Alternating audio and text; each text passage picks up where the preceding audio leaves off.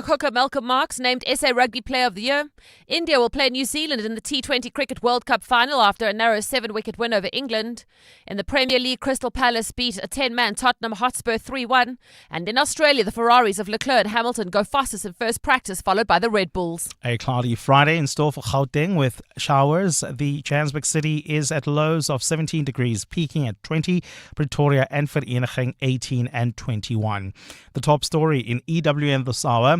Forensic investigator Paul O'Sullivan's former assistant Sarah Jane Trent says she was abducted by the police who accused her of impersonating an IPID officer. EWN, in touch, in tune and independent. For the latest, visit ewn.co.za or download the EWN app. This is Breakfast with Bongani Bingwa On 702. Let's walk the talk. 8 minutes after 6 o'clock. Welcome to the show. It is a Friday. It is a Friday. On our menu today, our political desk looks at the first major name to fall from the Bosasa debacle.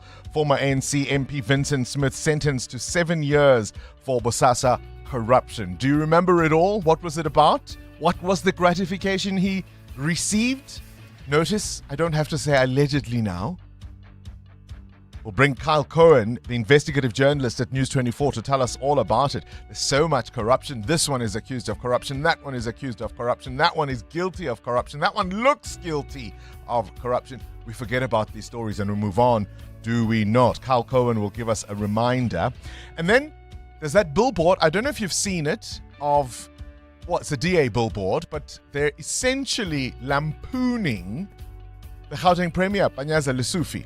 Remember he who showers in hotels when he doesn't have water?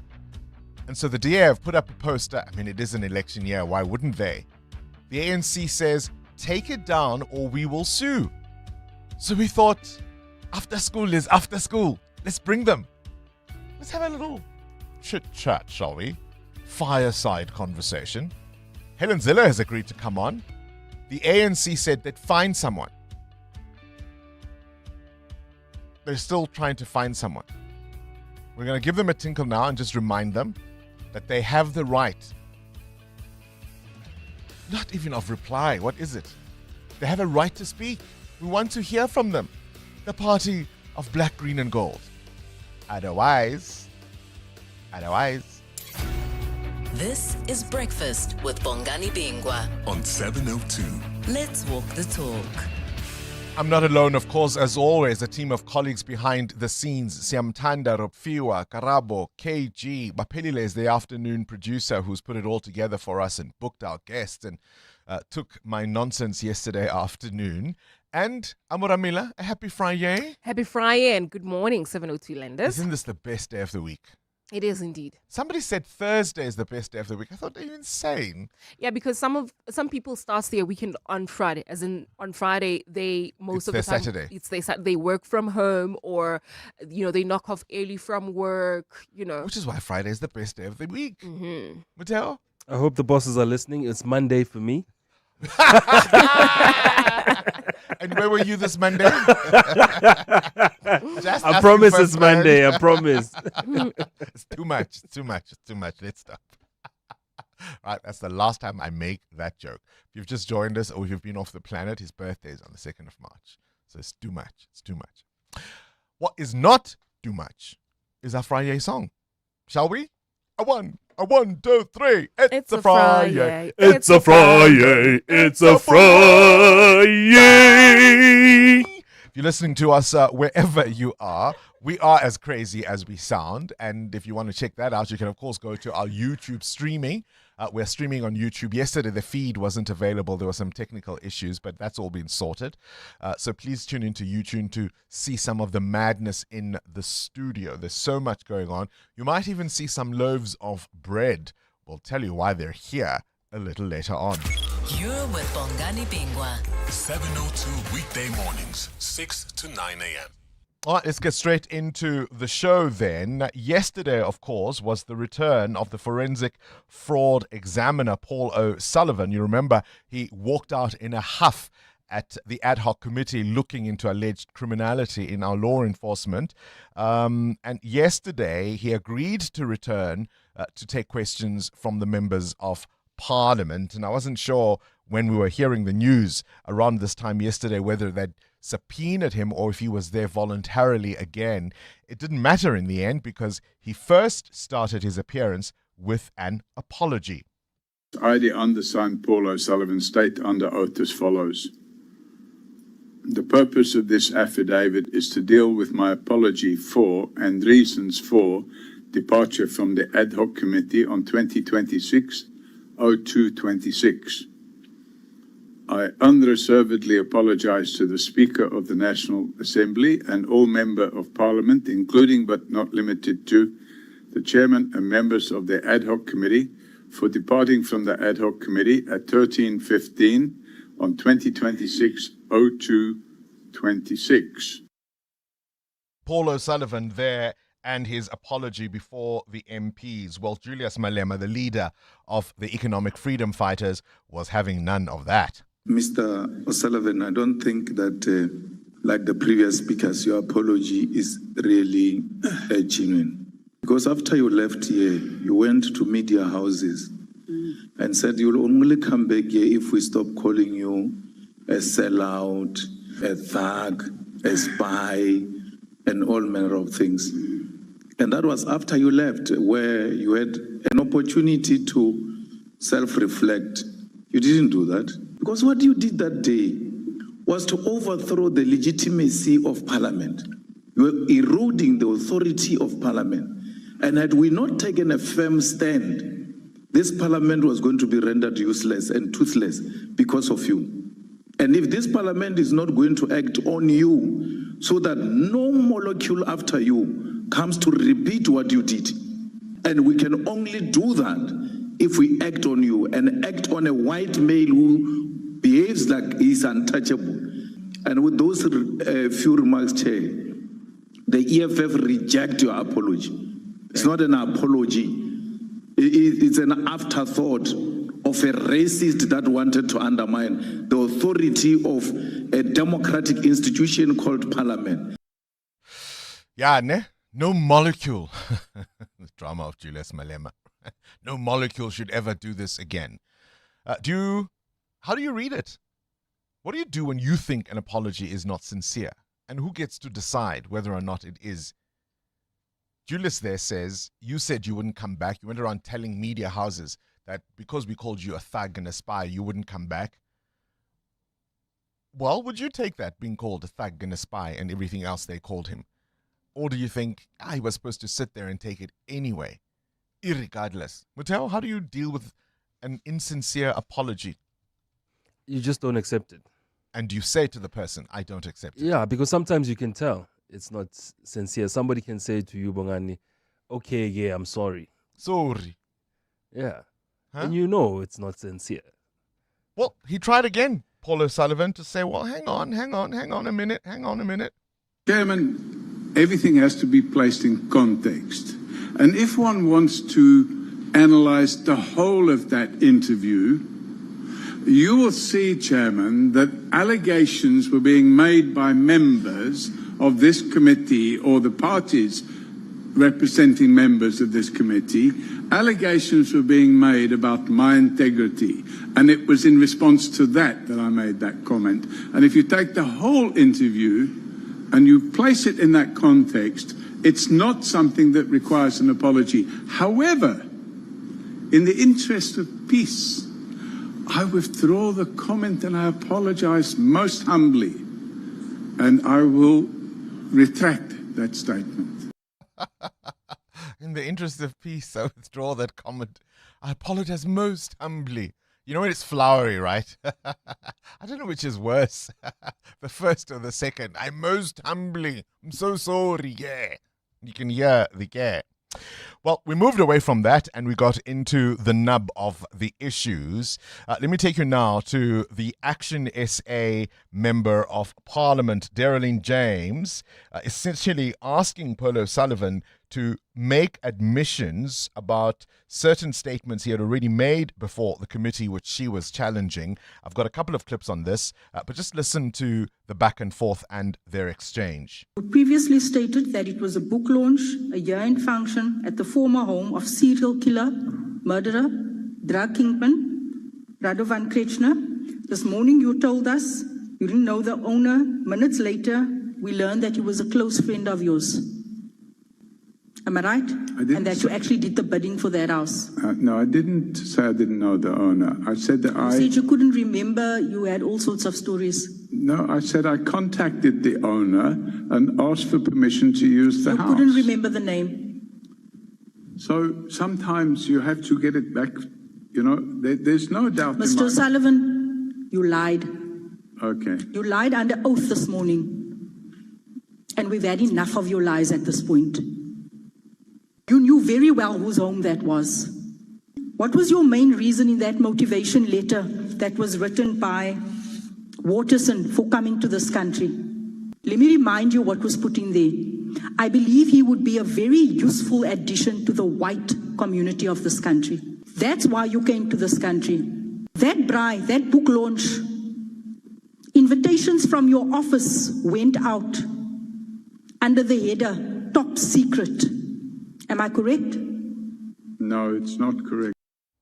So part of what they were arguing about was why Paul O'Sullivan came to South Africa in the first place and why he did so when he came to South Africa. Remember, of course, he's been a citizen here for a very long time, first arriving in South Africa before democracy. And Darlene James essentially trying to argue there that he came here because he stood to benefit, because the system, such as it was, benefited people like Paul O'Sullivan, who are white. She pressed on, accusing O'Sullivan of being untruthful, but also, which I thought was quite extraordinary, she says he's trying to topple the government. The DA supported your plot against overthrowing this government. The DA? Yes. How did that work? You have some evidence about that? I will show you. So you're saying, if I understand you correctly... I'm saying that you came to this country to be of assistance to the white community, and I am saying to you that you plotted top ministers in this country, ministers such as Nathi Ntetwa, ministers such as Fikile, a whole lot of ministers. It's in that conversation between Sarah and McBride. If you look at the pattern, if you study people that you choose to investigate and go after, it is ministers, it is people like Jackie Selebi, it is people like Patlani, it is heads of organizations, of state organizations. You are plotting to overthrow this government, and I leave it at that. To buy it? So because they're black, that's not what she's saying, but come on, they shouldn't be investigated? Otherwise, if you do so, you're plotting to overthrow the government? Patlane, Jackie Selebi, who ended up in jail, he was the top cop. We're here now because of rot in the police that arguably started during Jackie Selebi's time. Because he was doing the things he was doing, why wouldn't the rank and file? And because O'Sullivan investigated him and that led to the arrest and conviction of Jackie Selebi, it was because he was trying to topple the government. Do you see what I meant last week about the political posturing? I'm not saying for a second Paul O'Sullivan is a saint. But, yeah, your thoughts. Let's walk the talk. 702. Here's a question, Mateo and Amo. You get a windfall, and I'll explain why I'm asking this question shortly. You get a windfall, a nice tidy sum. Nothing like the lotto. You're not going to change your house or your neighborhood. Your kids are staying in the same schools. Your car remains the same. But you get a nice windfall. 50,000 Rand. That'll be a tidy sum. 100,000 Rand. Ooh, even better. What do you do with it? If it lands in my pocket right now, Right, as in today. No, that money is going to the Montreux Jazz Festival in Franschhoek.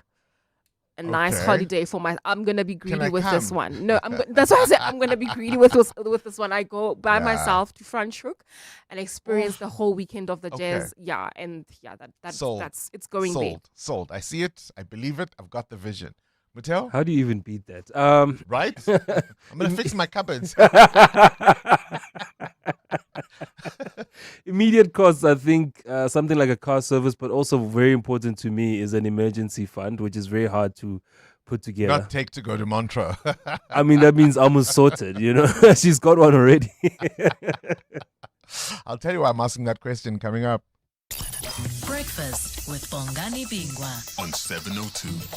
Let's walk the Mateo, talk. you've got your own question. Good morning. Good morning, Bongs. I want to know from you and other 702 landers, what's a show or series over the years that you were invested in, but it was suddenly discontinued or it wasn't available on a channel you could watch? Are you still chasing the show, or was it that good that you got a box set and you still have it somewhere in a corner?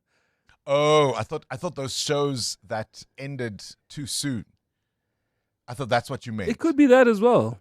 Oh man, what was it called? It was something 8 on. It was on Netflix. Yeah. And it was about these 8 individuals who were connected, and they were from different parts of the world. Okay. And they had this telepathy, and they were able to connect with each other. It was something 8. Something. It had 2 seasons. It was the most amazing show. Then they didn't invest in it. And then so you could be, for example, I mean, say one character is in trouble in in LA, for argument's sake, and they're connected to a Korean who knows martial arts. Oh, wow. And the Korean takes over his body because their minds are so interconnected. And so they would share each other's experiences. And so people who didn't know how to fight martial arts, for example, find themselves in a sticky situation, and suddenly they've got the skills because one of the people they are connected to. That sounds like a show that should have been continued for many years. There's one that I liked called Mind Hunters, which started on Netflix. I think it had 2 seasons, 2 FBI agents who basically were going around to find out why serial killers do what they do. And they just ended it. It was a brilliant show, and it just ended. Amo? It has to be, I'll tell you now, 7 Up. I don't know why 7 Up was discontinued in that, you know, we never got to see the different South Africans from different backgrounds into becoming of age, or, you know, right after they turned This was the show where they followed kids from the age of 7. From the age of 7. So every 7 years they would come back and film their lives Where at the are they time. now? It's an in-between now. No, it's not. No, they got to the very end. I think one of them was a Springbok, actually. Yes, Willem Alberts. Willem Alberts, yeah. They got to the end of the first 7. Those shows that were discontinued before you think they were over. 702. Weather. A cloudy Friday in store for Gauteng. Thunder showers are expected. Temperatures in Joburg will peak at 20 degrees, so you can expect things to be wet throughout this Friday and maybe the weekend. 21 is your high in Pretoria and Vereeniging. It's 22 for a cloudy Cape Town, 21 for Bloemfontein, 27 in Bombela. Durban, cloudy with widespread showers, but peaking at a lovely 32 degrees. It's 23 for Gqeberha, 26 for Kimberley. Morning, Bongani and team. Happy Friday. Friday is the best day for me. I wake up with energy on my way to gym. So yeah, Friday is the best day for me around in Randburg. EWN Traffic. This EWN Traffic is brought to you by Outsurance. SMS out to 45142 now, and you could save on your car insurance. If you don't, ask them for 500 Rand. Amo? Well, Bongani, we do have wet weather conditions, as you stated in your weather update, along several roads in Gauteng. Please be on the lookout if you are traveling on the roads. Keep a safe following distance, your headlights on, and do drive with care. And do plan your trip ahead of time to avoid delays and disruptions. As we speak, we've got an accident on the N1 South. It happened right near Olifantsfontein Road. It is already causing delays. More updates coming up. Stay tuned. There's more EWN on air, online, and on the EWN app. 63-year-old Almero knows all about saving with Outsurance. We do save 417 Rand. That's about 5,000 Rand a year. That's an awesome saving on Almero's 2021 Ford Ranger. And there's an out bonus that you get if you don't claim for 3 years. I am really looking forward to it. How much money could Outsurance save you? Get a quote now. SMS out to 45142. That's out to 45142. Licensed insurer in FSP. TCs and information online. Start your day with Bongani Bingwa on 702. Let's walk the talk. Things you need to know at this hour. There's a study that's just come out of the UK conducted by Ipsos and King's College London. Vicky Turner will tell us more about it in the World View in about 2 hours' time. What are your thoughts on traditional roles between men and women in relationships? Are you conservative? Do you believe, wives must submit to their husbands and obey them? Or are you more progressive and liberal in your viewpoint? It's extraordinary. They're saying 31% of Gen Z men believe their wives should always obey husbands. And this is compared to 13% of older men. And they're blaming social media and online influencers for playing a major role in spreading those traditional gender views and misogynistic attitudes among young people. And women's rights groups are warning these trends suggest that public attitudes towards gender equality may be shifting backwards in some parts of the world. And it really isn't. I don't know how you keep that, you sustain that, right?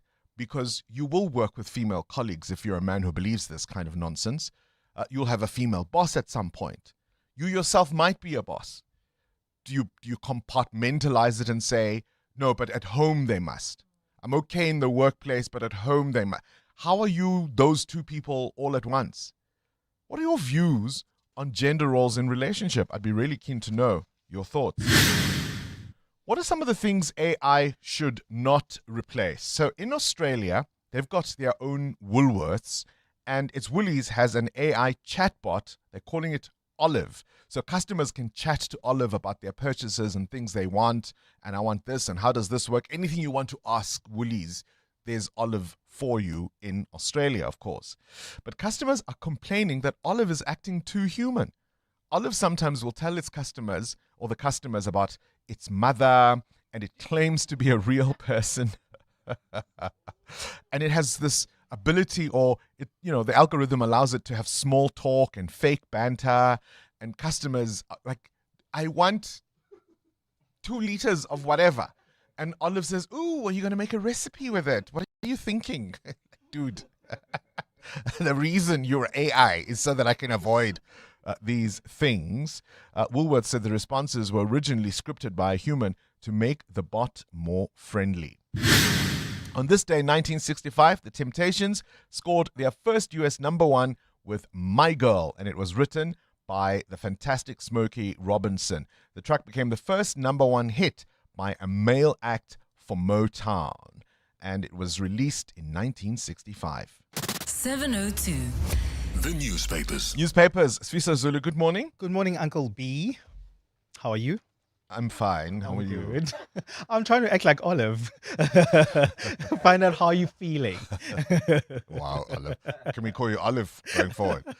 Also, I'm wearing an Arsenal T-shirt, and at the back it says Uncle B. Yes. I got the T-shirt from one of our listeners who sent it with her mom. She lives in London, but they listen to the show from London. And when they were in South Africa some months ago, they came and gave me this Arsenal shirt, which has nice. Uncle B at the back. So I'll turn around so that you can see it. Jersey number 10. All right. I think Americans are monitoring what South Africans are doing. Last month, there was a gold rush in Springs in Ekurhuleni. And now the newspaper USA Today is reporting that there's a new gold rush that's sweeping parts of the United States because prices are hitting record highs. I think now they are hovering around $5,000 an ounce. So people are going to rivers in states like Colorado, hoping to find small flakes of gold, while many Americans are also selling their old jewelries to cash in. But analysts say that this surge is being driven by economic uncertainty, and investors are turning to gold as a safe haven asset. So, yeah, I think they looked at what's happening at Goodland. They thought, this is a good idea. Let's also do the same. I'm looking at a story in the Sowetan this morning. It's a lovely one, and it's about a petrol attendant who assisted a customer who had arrived, and the lady poured petrol, and then as she was about to pay, she asks him if she's aware. He asks her rather if she's aware of their rewards program.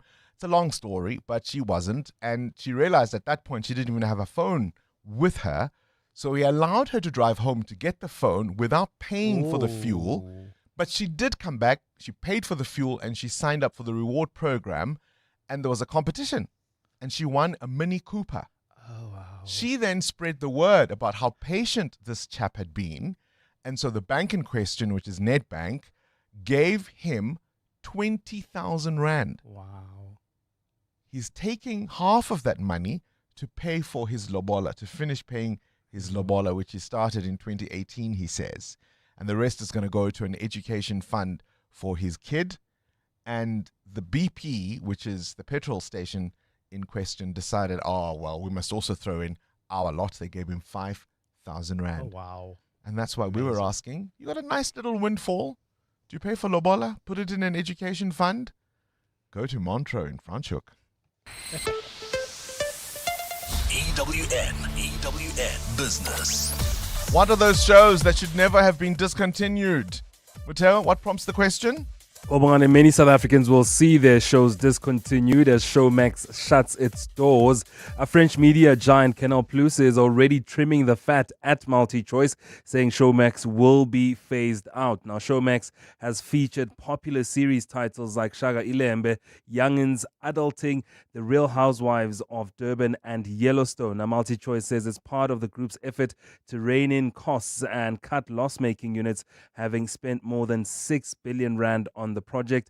Showmax has approximately 3.1 million users as of 2024, but that clearly was not enough because our MultiChoice Group launched Showmax in 2015 and had to relaunch again in 2024 at great cost. The decision to close comes after Showmax failed to achieve commercial viability with losses of 2.6 billion in 2024 and 4.9 billion in 2025. Showmax had only forecast profits for 2027, but I guess we'll never know.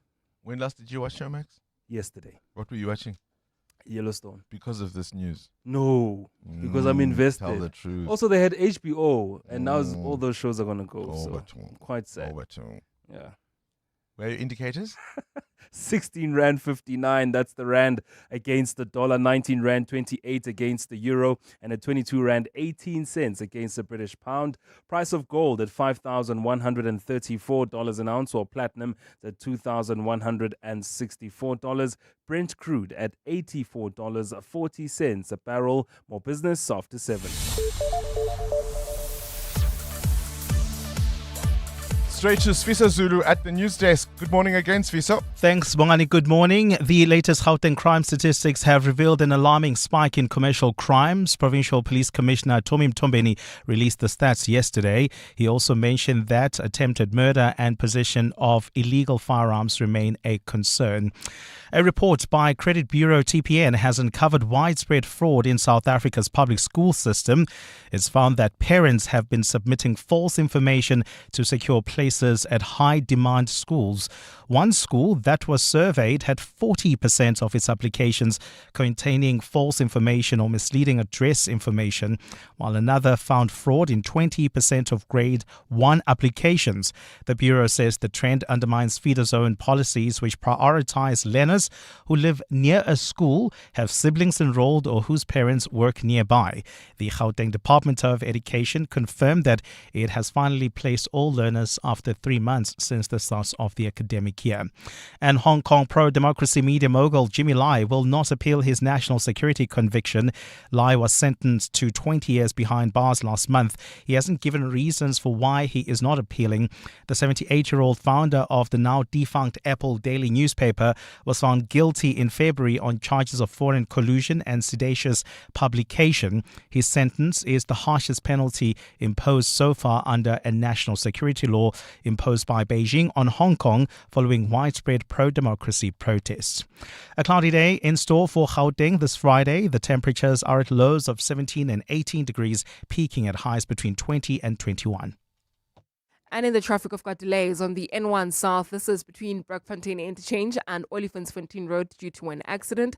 There's also queuing traffic on the M1 South due to another accident seen right near Boyson's Road. Expect delays there. The top story this hour, the latest Gauteng crime statistics have revealed an alarming spike in commercial crimes.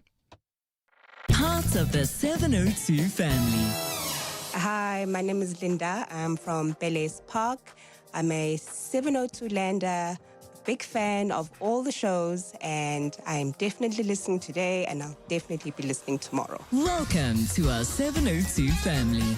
Let's walk the talk.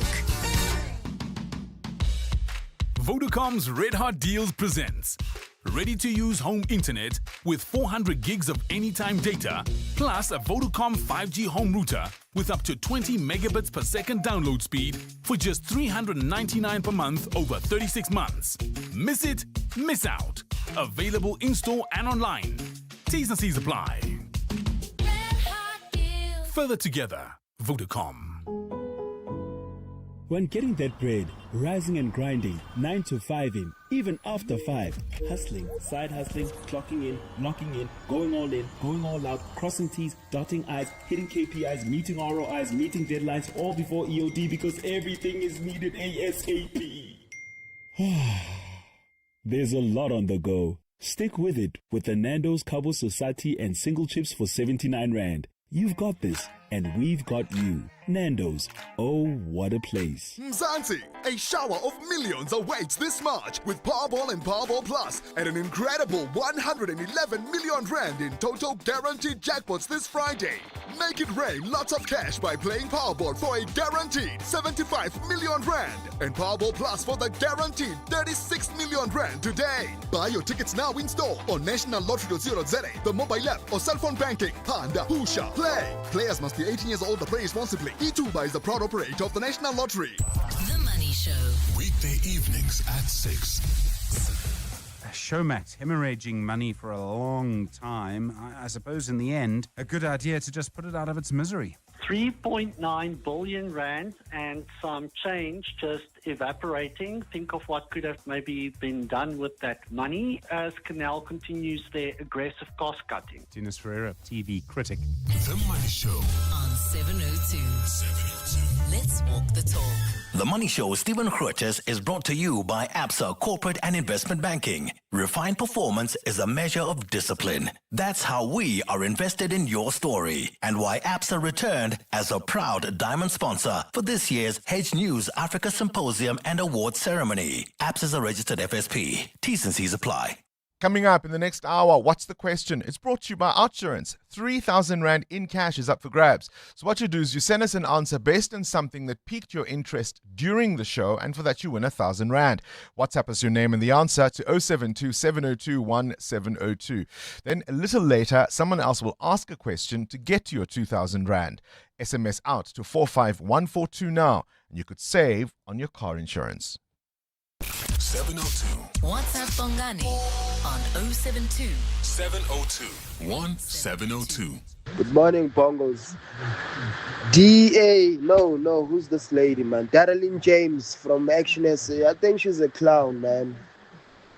I think she's a clown. She's always yelling at people to make it look like her points are coming across very clearly and tough.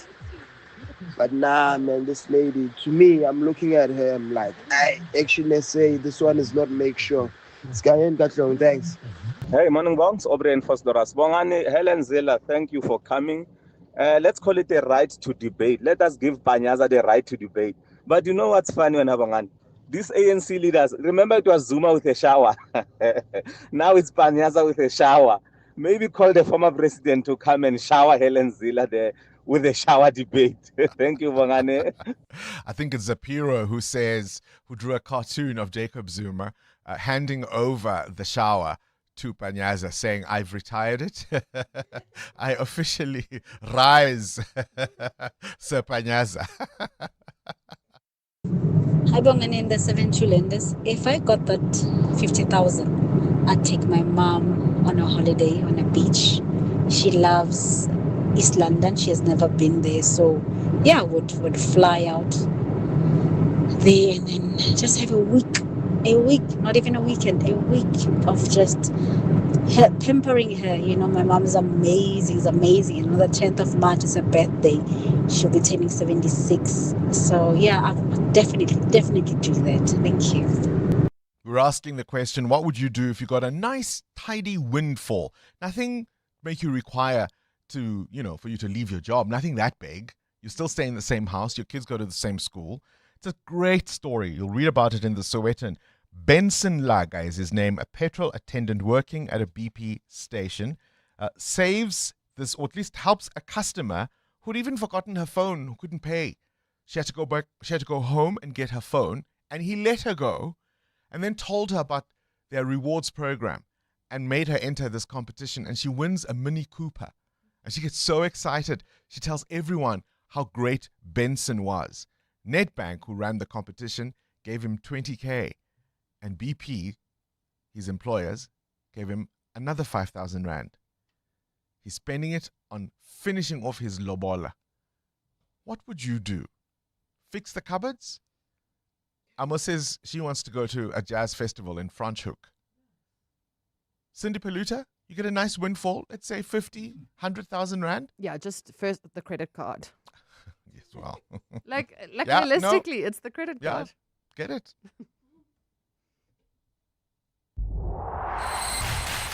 EWN Sport. You and John Steenhuisen, hey? No, I don't eat Nando's. I can't afford it, Bongani. Let's talk rugby. Yes, It was the Rugby Awards yesterday. Malcolm Marx was named Player of the Year, with Rassie Russ was Coach of the Year and Springboks Team of the Year. Young Player of the Year went to Ethan Hooker. This was at the SA Rugby Awards last night. And the Fans Moment of the Year, voted by the fans to be the Springboks' record victory over the All Blacks. Six Nations rugby tonight. Ireland against Wales, who've yet to win a match. Tomorrow is a top-of-the-table clash between Scotland and France.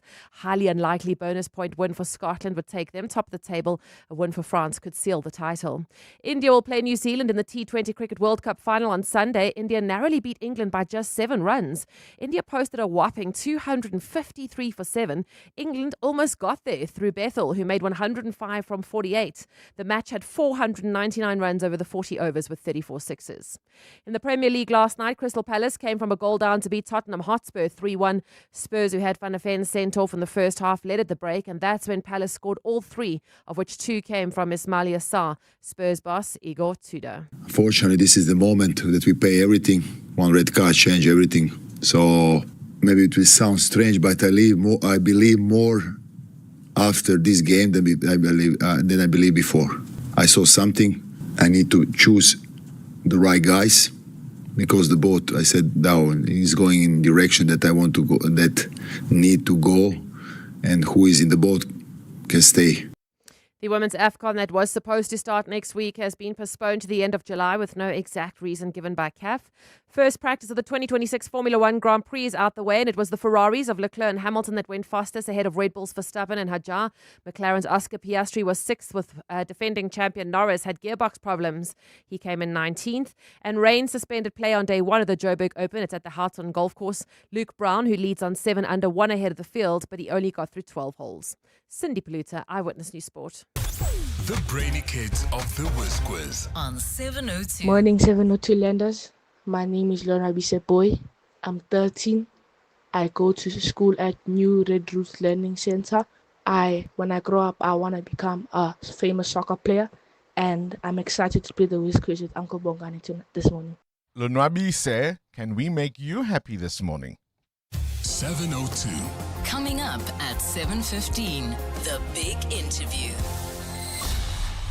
EWN It's a 6:45 this EWN traffic brought to you by Outsurance. SMS out to 451442 now and you could save on your car insurance. If you don't, ask them for 500 Rand. There are delays on the M1 North. Amo, what's going on? That's correct, Bongani. We do have delays between Xavier Street off-ramp and Empire Road. This is due to peak time delays. So if you're heading towards the Joburg CBD this morning, do expect about a 20-minute hold-up along this route. There's also queuing traffic on the M2 West. This is between Heidelberg Road and the Crown Interchange. If you are traveling in the Kagiso area, we've got delays that are reported along the Adcock Street. This is right as you approach Randfontein Road. Please be on the lookout there, about a 15-minute hold-up. And do remember that it is still raining in most parts of Gauteng. So if you are traveling on the roads, please do remember to slow down a bit, drive with care, and keep your headlights on. More updates coming up. Stay tuned. There's more EWN on air, online, and on the EWN app. You know that feeling when the cashier tells you the item is on sale? Well, that's how good it feels to see Outsurance pointsmen on your route. Everyone breathes a little easier knowing they're on the roads, and they've been easing traffic congestion so we all get to where we need to be quickly and safely for the last 20 years. Outsurance really means it when they say you always get something out. Outsurance is a licensed insurer and FSP.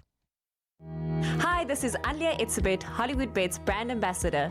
A reminder that you can still shoot for the stars while playing responsibly. If you or someone you know needs help, call the South African Responsible Gambling toll-free counselling line on 0800 006 008 or WhatsApp help to 076 675 0710. Hollywood Sportsbook is a licensed betting operator. Hollywood Bet supports responsible gambling. No persons under the age of 18 years are permitted to gamble. Winners know when to stop. Buy any Hills pet food and you could win one of 10 holidays worth 200,000 Rand each.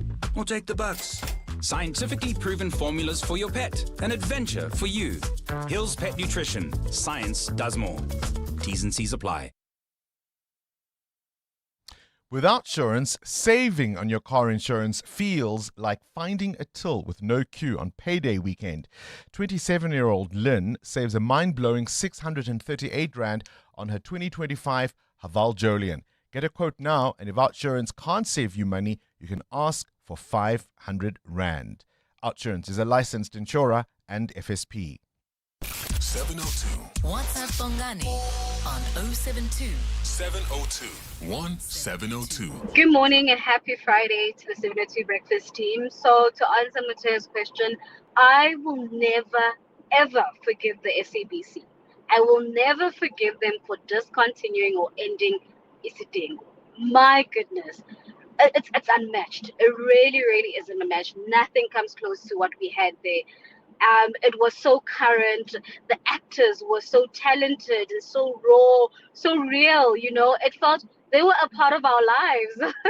You know, the storylines were just so part of everyday life. The stories were very inclusive. They touched on various things that we all experienced in our households, even when the seasons changed from the, Michael Riley days to late in life with your Leratos and them and Sichabas. It really just progressed so well, and the actors and the talent that they got gelled in, not like that other show on SABC One.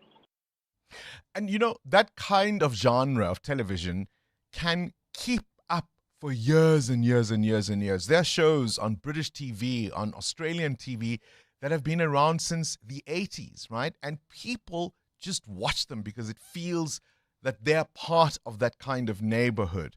Shows like Sevendelan and Isiding are now being off air. I can understand why people would feel a bit unhappy about that. Even when the SABC has a winning product. Why? Why? Who is the whizziest of them all? It's the Whiz Quiz on 702. Up next, we look at Bosasa.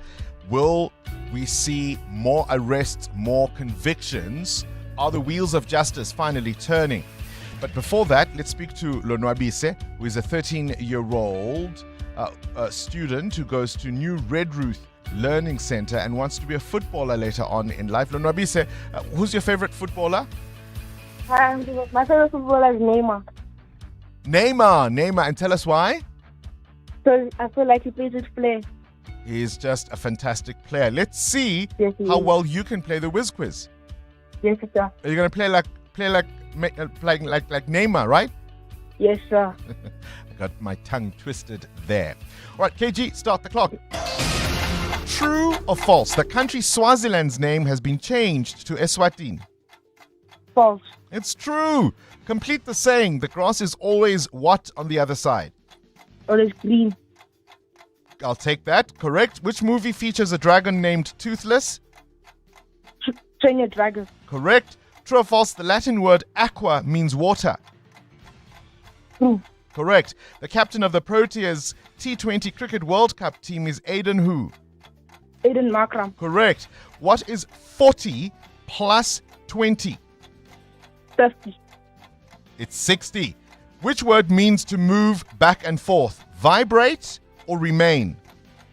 Vibrate. Correct. The Gariep Dam is on the border between the Free State and which province? Gauteng. Eastern Cape. Which planet is known for its blue color? Is it Neptune or Venus? Neptune. Correct. All right, we didn't get through all of the questions, but you did reasonably well. And you walk away with 700 Rand. 700 Rand, Bonwabise. It's a tidy sum for a 13-year-old. Remember, you must be aged 10 to 13 to play the Whiz Quiz. If you get all 10 questions correctly in 60 seconds, you can win 10,000 Rand. The Brainy Kids of the Whiz Quiz. On 702. 702. The Political Desk. How well did Gwede Mantashe and Nomvula Mokonyane sleep last night? I asked the question, of course, in the wake of the conviction of former ANC MP Vincent Smith, sentenced to an effective 7 years behind bars for taking kickbacks from Bosasa. The two that I mentioned, Mokonyane and Mantashe, are similarly implicated in the same scandal. And does this mean the wheels of justice are finally turning? There's so much corruption and so many allegations and so many people are implicated in this and that we move on to the next story quite often, don't we? So to jolt our memories a little, we've invited investigative journalist at News 24, Kyle Cohen, who wrote extensively about this at the time that we first heard about it. And he joins us now on the line for this week's Political Desk. Kyle, always a pleasure to have you on our show. Thank you for your time. Good morning, Bongani, and thank you for having me back. All right, let's talk, take us back, I suppose, in time. What first got you onto the story about Vincent Smith and Bosasa? So I just started at News 24 in June and July of 2018, and editor-in-chief Adrian Basson walked into our investigative office one morning and said, I need to tell you about this company, Bosasa. And that really started a journey that, I'm still on, almost 8 years later. Adrian had spent many years writing about Bosasa himself as an investigative reporter, back from 2004, 2005, and had really pursued the story and passed it on to me, in effect. All right. So what did you first uncover then? I mean, there were issues around payments, am I right? And Euro Blitz 48, was it? Euroblitz 28, yeah, it's a company involving Vincent Smith. So to set the scene, at the time where there was a whistleblower within Bosasa who had come forward and said, look, I'm ready to spill the beans on all these years of corruption and dodgy dealings. And, we sat with this person and got all the information and then started really working on it. And Vincent Smith was just one of the first sort of people that, that came onto our radar because of his role at the time as a leading MP. He was sort of the ANC's go-to guy when they had controversial or difficult ad hoc committees in Parliament. I think at that point, Vincent Smith had been an MP for up to 15, almost 20 years.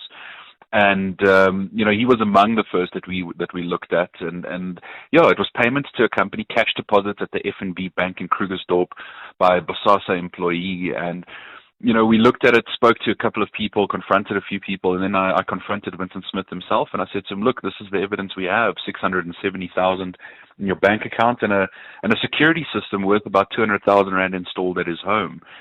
And I remember the day very clearly. It was the 1st of September 2018 when we sat, Vincent Smith and I, at his, in the yard at his house. And over whiskey and water, he denied all these charges and allegations. And now, 8 years later, he's just signed a plea deal admitting to it all. Gosh, it was on my birthday. That's a side note. But Kyle, at some point, of course, we heard from the inside of Bosasa, Angelo Agrizzi being pivotal in terms of what Bosasa was doing. Smith later said all these monies were just a personal loan. It was for his daughter's university fees. It was a gentleman's agreement because remember, of course, there wasn't any paperwork or contract signed. Those were some of his initial explanations. Yeah.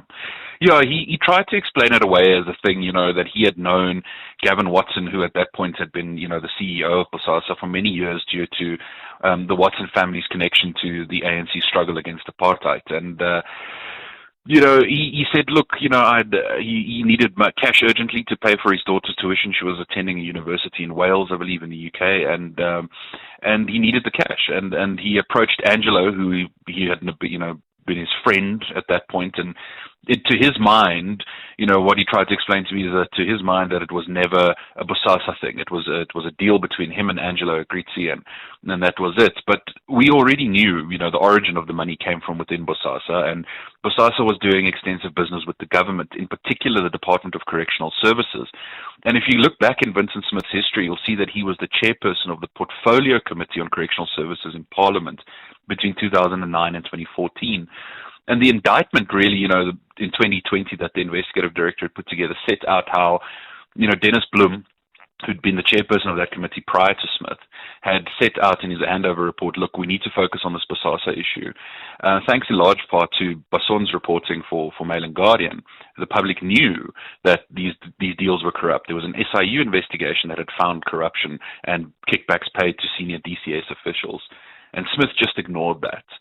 And he didn't really ever pursue the issue of Bosasa, and they continued to make billions of rands over the next 6 to 7 years. Perhaps he didn't ignore it, perhaps he saw it as an opportunity. In my introduction, Kyle, I asked the question, how well did Nomvula Mokonyane and Gwede Mantashe sleep last night? Because, of course, they are similarly implicated in terms of Bosasa largesse.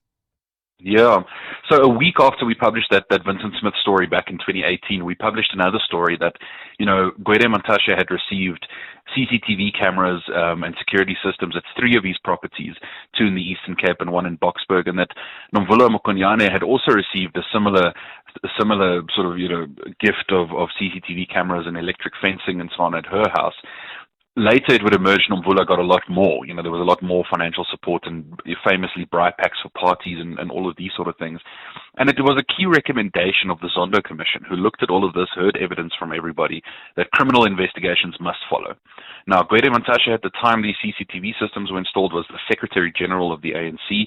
Bosasa, of course, donating lots of money to the party over the years, and that influence that the Secretary General has is, it cannot be uncounted. It has to be taken into effect, into account.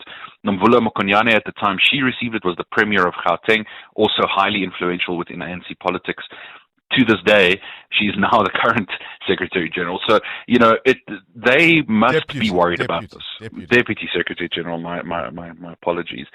But they must be worried about this. We've been writing about this continuously over the past 8 years and really asking the question, even before Zondo, after Zondo, we've been saying, look, what are happening to these cases? Is this going forward? Are we seeing any movement? And I think with Vincent Smith's plea deal, and I wrote this at the time of his arrest in 2020, it solidifies the validity, it makes the evidence against those implicated in this Bosasa corruption so much stronger, because now we know that there's a pattern. We know that Bosasa did these things and that the NPA can prove it. Gosh, the difficulty, of course, is not only your reporting and people like Adrian Besson and many others, the Special Investigating Unit knew about all of this and not much was done in terms of investigations. We've always called for people to be in orange overalls. Very quickly, Kyle, is that day here? Not yet. I think there's a lot more work to do. Vincent Smith is a significant victory, but not the most important one. I'm definitely going to claim this one and say, the media did a good job in bringing this to light and keeping the pressure on. But there's more work to be done. We need to work harder. All right, we'll leave it there. Kyle Cohen is an investigative journalist at News 24, jolting our memories about who Vincent Smith was and what this might mean for others similarly implicated. One thing to note is that the judge in the case, Judge Muhammad Ismail, reminded Smith that he had been entrusted as a lawmaker with making the country's laws, how could he then be one to break them? 702. Coming up, the big interview. Should the poster come down? The ANC wants the DA poster lampooning the Premier Panyaza Lesufi for taking showers during water disruptions, and they want their lawyers on the case. We've invited the DA, we've invited the ANC. The DA has said yes. We're hoping that during this Eyewitness News, the ANC will finally also agree to come on the program. This is EWN. Tears and stories of abduction play out in Parliament for members of the Police Ad Hoc Committee, and government says big names implicated in corruption will not be spared. Good morning, I'm Sfiso Zulu. Forensic investigator Paul O'Sullivan's former assistant, Sarah Jane Trent, broke down during her testimony before Parliament's Ad Hoc Committee last night. Trent was questioned by members of the Ad Hoc Committee investigating police corruption about allegedly infiltrating the Independent Police Investigative Directorate and conducting illegal investigations. Members of the committee also took her to task for failing to provide provisions in the law which allow private investigators to assist IPID.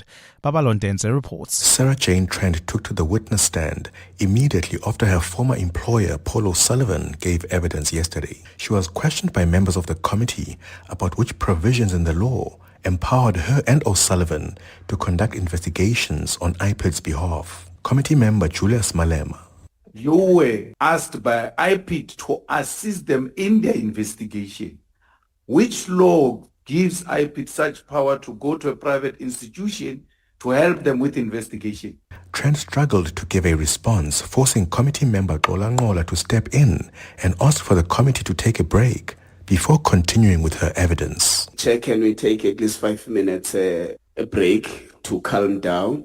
I'm worried that we would not be able to extract evidence from a witness this nervous.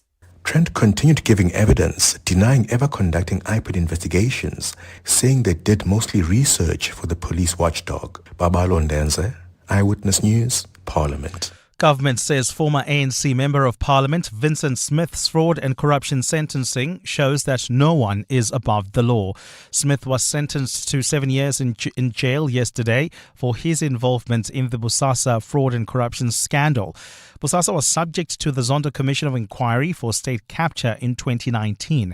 The company was awarded government contracts worth more than 2 billion rand, with about 76 million rand paid out in bribes between 2000 and 2016. Carlo Peterson reports. Government spokesperson William Baloyi says the sentencing of former Member of Parliament Vincent Smith reflects government's commitment to the fight against corruption. Government places ethical governance and the rule of law at the center of rebuilding a capable and developmental state. No one is above the law, and the country's democratic institutions remain resolute in the fight against corruption. COSATU's parliamentary coordinator Matthew Parks echoed government sentiments. That this has happened to a former parliamentary committee chairperson and member of the ruling party is a powerful affirmation that the rule of law must and will apply to all, and in particular to those entrusted by society to lead government. COSATU urged government to provide the NPA with more resources to continue prosecuting corruption cases in the country. Carlo Peterson, Eyewitness News. Health Minister Aaron Motsoaledi says planning for the National Health Insurance is steaming ahead despite a court agreement to stop its implementation. At last count, Motsoaledi said there are at least 14 cases in the courts to challenge the implementation of government's plan for universal health access. Last week, parties which have taken government to court agreed to pause their legal challenges until the Constitutional Court rules on whether Parliament fell short on its obligation to consider public input before the bill was passed at the end of 2023. Lindsay Tentlinker has more. Updating Parliament's Health Portfolio Committee this week on the impact of last week's court agreement, Health Minister Aaron Motsoaledi said the various legal challenges could drag on for the next 2 decades. But work has to proceed in preparing for the NHI, which promises equal health care for all patients across the public and private sectors. This includes the building of at least 3 new hospitals and the introduction of an electronic patient registration system. So when we post a chairperson, We did not say we are going to pause the preparation for NHI, no. Motsoaledi says the president is not allowed to promulgate regulations pertaining to certain sections of the Act, such as the formation of an NHI board. We had already drawn the promulgation to send it to the president for signing, so that's put on hold. But in terms of preparation, we are going full force, Chairperson. The Constitutional Court is expected to hear the applications related to public participation in May. Lindsay Dentlinger, Eyewitness News, Parliament. And the latest Iranian missile barrage has sparked a wave of explosions across Tel Aviv as firefighters work to contain a blaze at a residential building near Israel's commercial hub. The blast came after Israel expanded its campaign against Hezbollah, vowing retribution against the Tehran-backed militant group for joining the conflict following the killing on Saturday of Iran's Supreme Leader Ayatollah al-Khamenei. Israel and the US have killed more than 900 people in Iran since the start of the war, while Iranian attacks have killed 6 American soldiers and at least 11 people in Israel. US Defense Secretary Pete Hegseth said firepower over Iran is about to surge dramatically, while Iran's Foreign Minister Abbas Araghchi was asked on NBC News if Iran is afraid of an American land invasion. No, we are waiting for them. You were waiting for the U.S. military to invade the ground troops? Yes, because we are confident that we can confront them, and that would be a big disaster for them. Gold is trading at $5,063.88 an ounce. The rand is at 16.73 to the dollar, 22.29 to the pound, 19.37 to the euro. Brent crude oil is at $84.58 a barrel. And in the traffic, we've got delays on the N12 East. This is between Klipspruit Valley Road and the N1 exit. That's due to peak time delays as well as wet weather conditions. There's also queuing traffic reported on the Mike 1 North between Xavier Street and Carr Street. And in your sports, Springbok hooker Malcolm Marx named SA Rugby Player of the Year. India beat England by just 7 runs to set up a T20 Cricket World Cup final with New Zealand.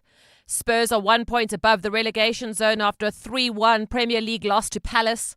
And in Australia, the Ferraris of Leclerc and Hamilton have gone fastest in first practice, followed by the Red Bulls. A cloudy Friday in store for Gauteng with showers. The temperatures will peak at highs between 20 and 21 degrees. The top story in EWN this hour. Forensic investigator Paul O'Sullivan's former assistant, Sarah Jane Trent, broke down during her testimony before Parliament's ad hoc committee last night. EWN, in touch, in tune, and independent. For the latest, visit ewn.co.za or download the EWN app. This is Breakfast with Bongani Bingwa on 702. Let's walk the talk. 8 minutes after 7 o'clock, you are listening to 702 Breakfast on this Friday, the 6th of March, the year of our Lord, 2026. We're obviously keeping an eye on developments in the Gulf, because a week ago, the world was at peace. At least that part of the world was. And here we are. And more countries now are entering into the fray. European leaders expressing support for the Gulf countries that have been attacked by Iran as it continues to launch missiles and drone strikes, targeting many countries in that region in response to attacks by the United States and Israel. I've got a report from Mark Mazzetti, who's an American journalist working with the New York Times, explaining, he gives a really, really nice timeline of how we got here in the first instance, and essentially suggests that Donald Trump's nose has been dragged into this war by the Israeli Prime Minister Benjamin Netanyahu.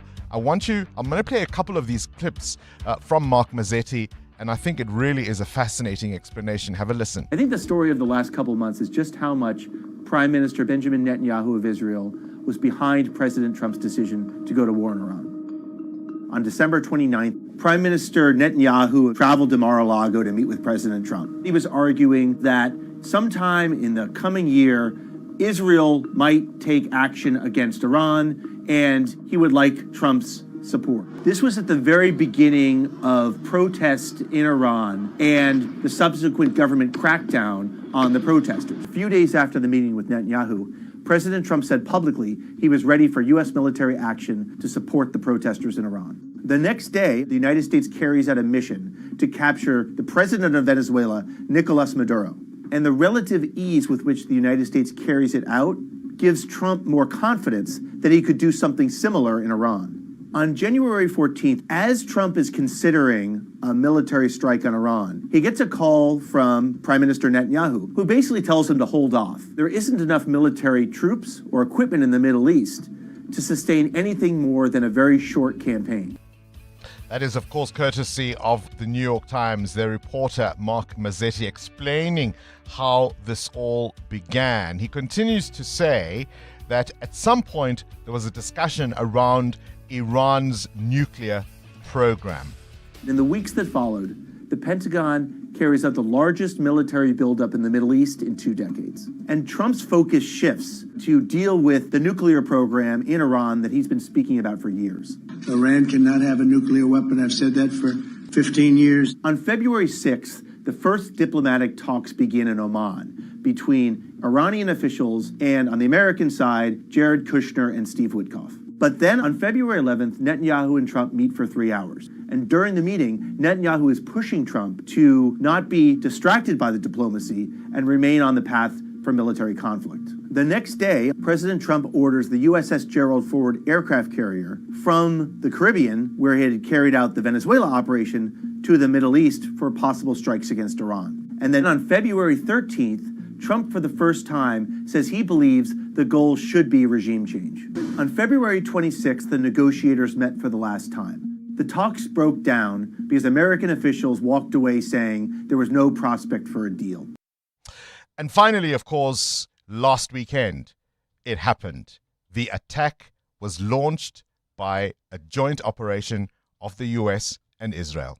But in reality, the decision for war was already effectively made. The combination of Netanyahu's constant pressure and the advice of some of his senior aides led Trump further and further towards the path towards war. On Friday afternoon, on board Air Force One, President Trump gave the official order to strike Iran. Looking back to that first meeting in December, Netanyahu was asking Trump for support. 2 months later, he got something even better: a full American partnership in a war against Iran. We have to ask the question then, why are European leaders going along, expressing support, even though they condemned the Russian invasion, rightly so, by the way, of Ukraine? They just met together, European leaders, with Gulf Cooperation Council countries. These are the countries that have been under attack by Iran. And the ministers strongly condemned what they are calling unjustifiable Iranian attacks against these countries that they say threaten regional and global security. For their part, the Spanish are not going along with it. They've said they are not going to participate in all of this because they're saying this is an illegal war and Trump should have gone to the appropriate forums before starting it. And so have a listen to the United States President Donald Trump saying he's now not going to trade with Spain because of this. Spain has absolutely nothing that we need other than great people. They have great people, but they don't have great leadership. And as you know, they were the only country that in NATO would not agree to go up to 5%. I don't think they would have agreed to go up to anything. They wanted to keep it at 2%, and they don't pay the 2%. So we're going to cut off all trade with Spain. We don't want anything to do with Spain. What was Boris Johnson's famous insult? Right? Remember when he said, are they the supine protoplasmic invertebrate jellies? I wonder if he would use it against his EU compatriots. 702. Up next. The big interview. EWN Traffic. 7:15, the roads at this hour. Amo, what are we seeing? Oh, Bongani, heavily backed up on most routes. We're experiencing delays on the M1 North between Boysons Road and Empire Road. There's also queuing traffic reported in Parktown. This is along Empire Road towards the M1 exit while heading towards Sandton. Bumper-to-bumper traffic between the Harton Kilani Bains and Grayston Drive off-ramp. That's the Mark 1 North as well. So please be on the lookout there and continue driving with care. More updates coming up. Stay tuned. There's more EWN on air, online, and on the EWN app. 702. The Big Interview with Bongani Bingwa. It's 7:15. On to this now. The ANC showers in hotels. You have no water. Vote DA to put water in your taps. That's a message on a brand new Democratic Alliance billboard in Pretoria. And it shows, of course, the Gauteng Premier Panyaza Lesufi in a shower. And no, fear not, he's fully dressed. And of course, it's got the ANC furious. The party claims it has sent lawyers letters demanding that the DA take down that billboard along with all social media and online posts, or face urgent action within hours. It comes after the Gauteng Premier made that faux pas a little earlier on last month, saying during water outages, he sometimes goes to a hotel to go and take shower when he doesn't have water. Let's remind you of exactly what it is Panyaza said. In some instances, I had to go to a certain hotel so that I have to go to my commitments. We also go through the same inconveniences like any other person. There's no special water or a special pipe that is designed to service other people and not service other people. Our families, our relatives, ourselves, our constituencies, they suffer the same pain. He suffers the same pain, you see, and to ease it, he goes to hotels. We've invited both the DA to explain why they put up that billboard and the ANC to explain their objections to it. And despite promising repeatedly that they'd find somebody, they were looking for somebody who was senior enough to be able to respond, the ANC has not been able to commit to the conversation, which is a pity because it of course, gives only one side of the issue. Helen Ziller is the mayoral candidate for the DA for Johannesburg and joins us now on the line. Always a pleasure to have you on our show. Thank you for your time. Great to be with you again, Bongani, and good morning to the listeners. Have you received that lawyer's letter the ANC says it wants to send? No, it has sent it, and we have received it. Yes, thank you. What are they demanding? Well, they're demanding that we take down that billboard within 12 hours. And the reason they're demanding that we remove the billboard is because it apparently tarnishes the Premier's image. How so? Well, they think that we make him look worse than he actually is. But our response is to say to him, you've done all the work of tarnishing your image. You need no help from us. Because as you heard in the clip there, those were his own words, were they not? Yes, absolutely they were. And what we're trying to reflect is how out of touch the ANC leadership is with voters. It is completely out of touch. That's why when I was in a tavern in Soweto and leaders came up on the screen of the television in suites, drinking Hennessy brandy or whatever it is they drink, and all dolled up, there was a big booing from the crowd in the tavern. And that again reflects how distant the ANC leadership has become from the voters. Obviously, you're not pulling that poster. It's going to stay there. It's absolutely going to stay there. We've written back to them and said, I'm terribly sorry, but that poster's going nowhere.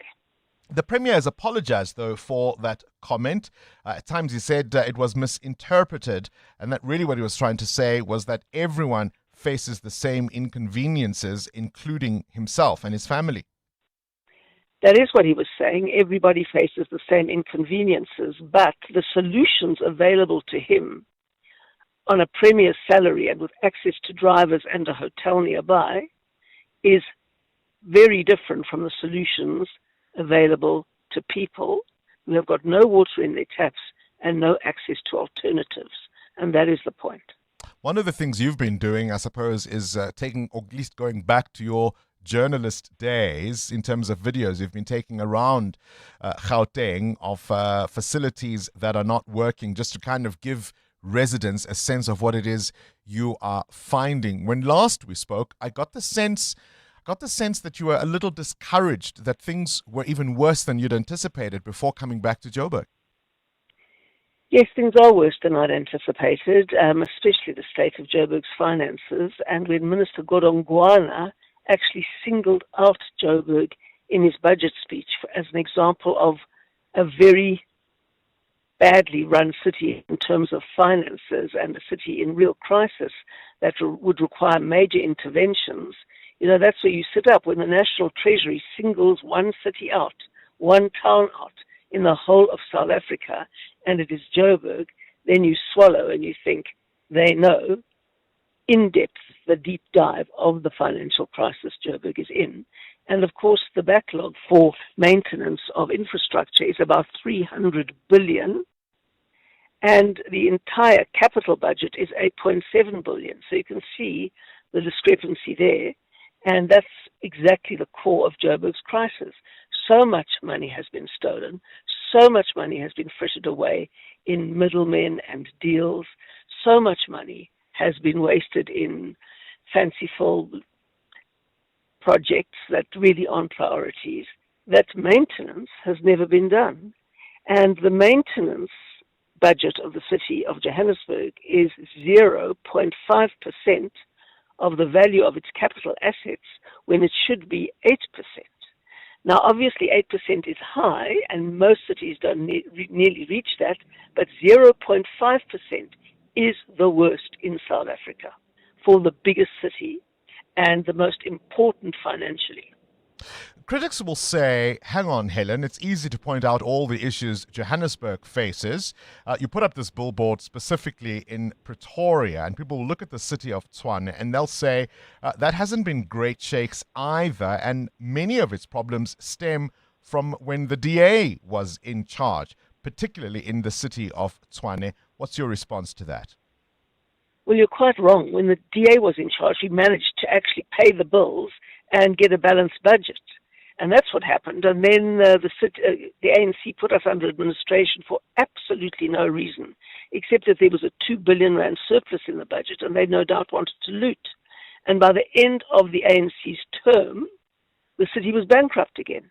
You see, the problem with our particular period in Tshwane was that we had to do these unwieldy coalitions and rely on the EFF, its vote in the council, to keep us there. Now, that is impossible. And the lesson to learn from this, the lesson that everyone must learn from this, is that unwieldy coalitions do not work.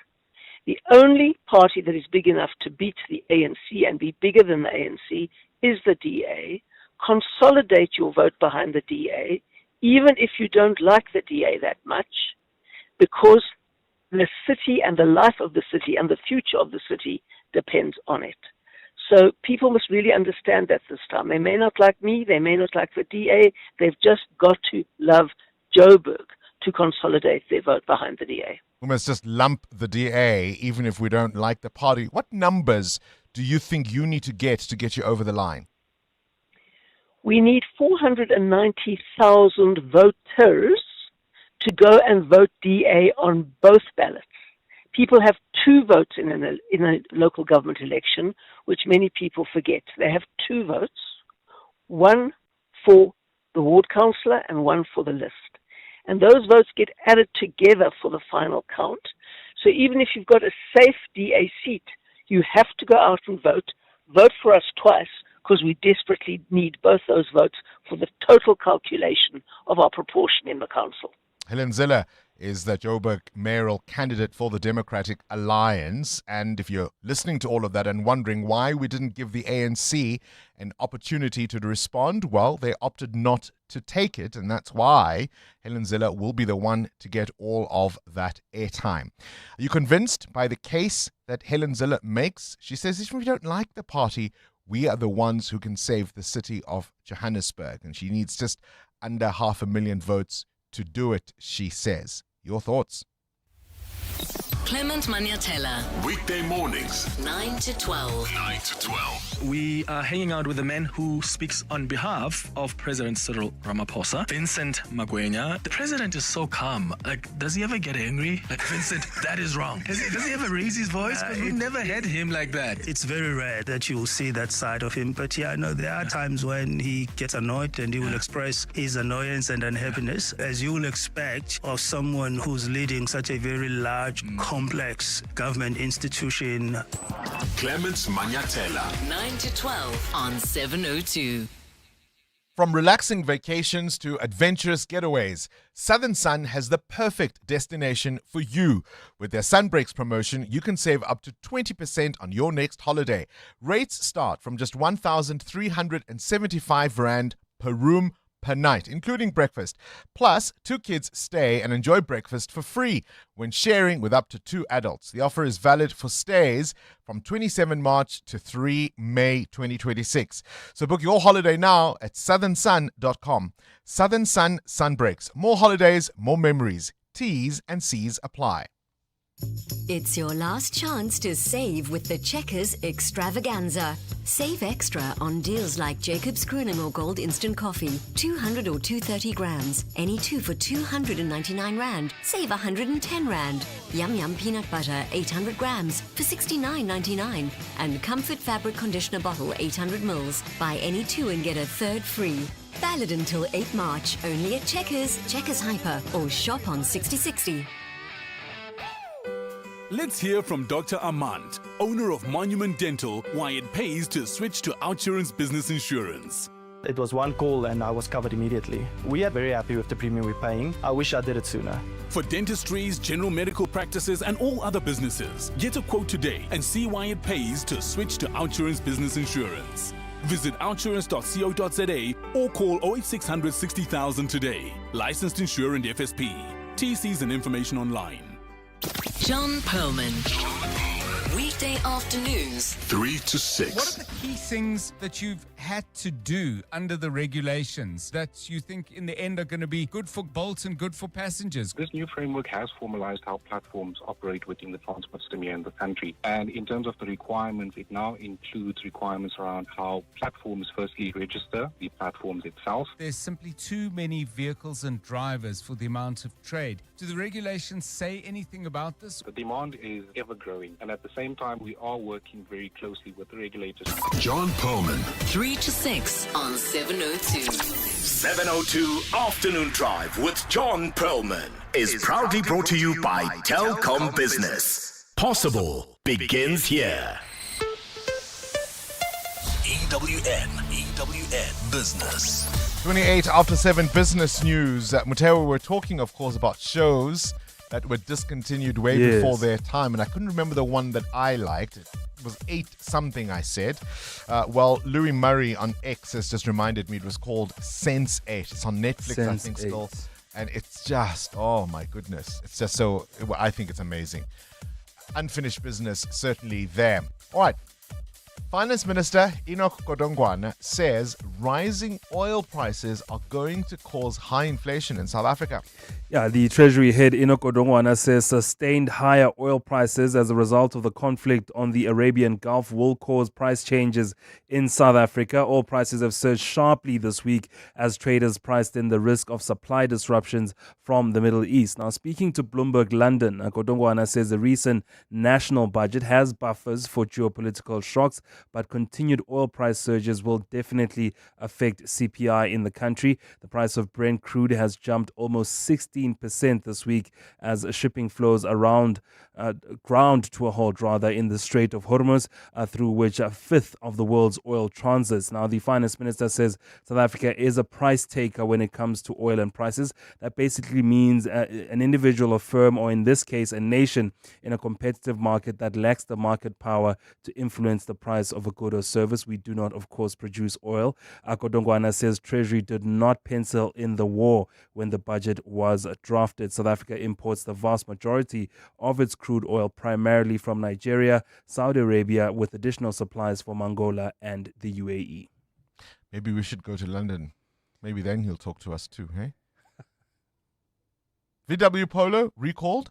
The National Consumer Commission has warned motorists in South Africa that nearly 26,000 units of one of the country's most popular cars, the VW Polo Vivo, have been recalled. According to the Commission, the issue relates to the height of the rivet used in the handbrake lever assembly.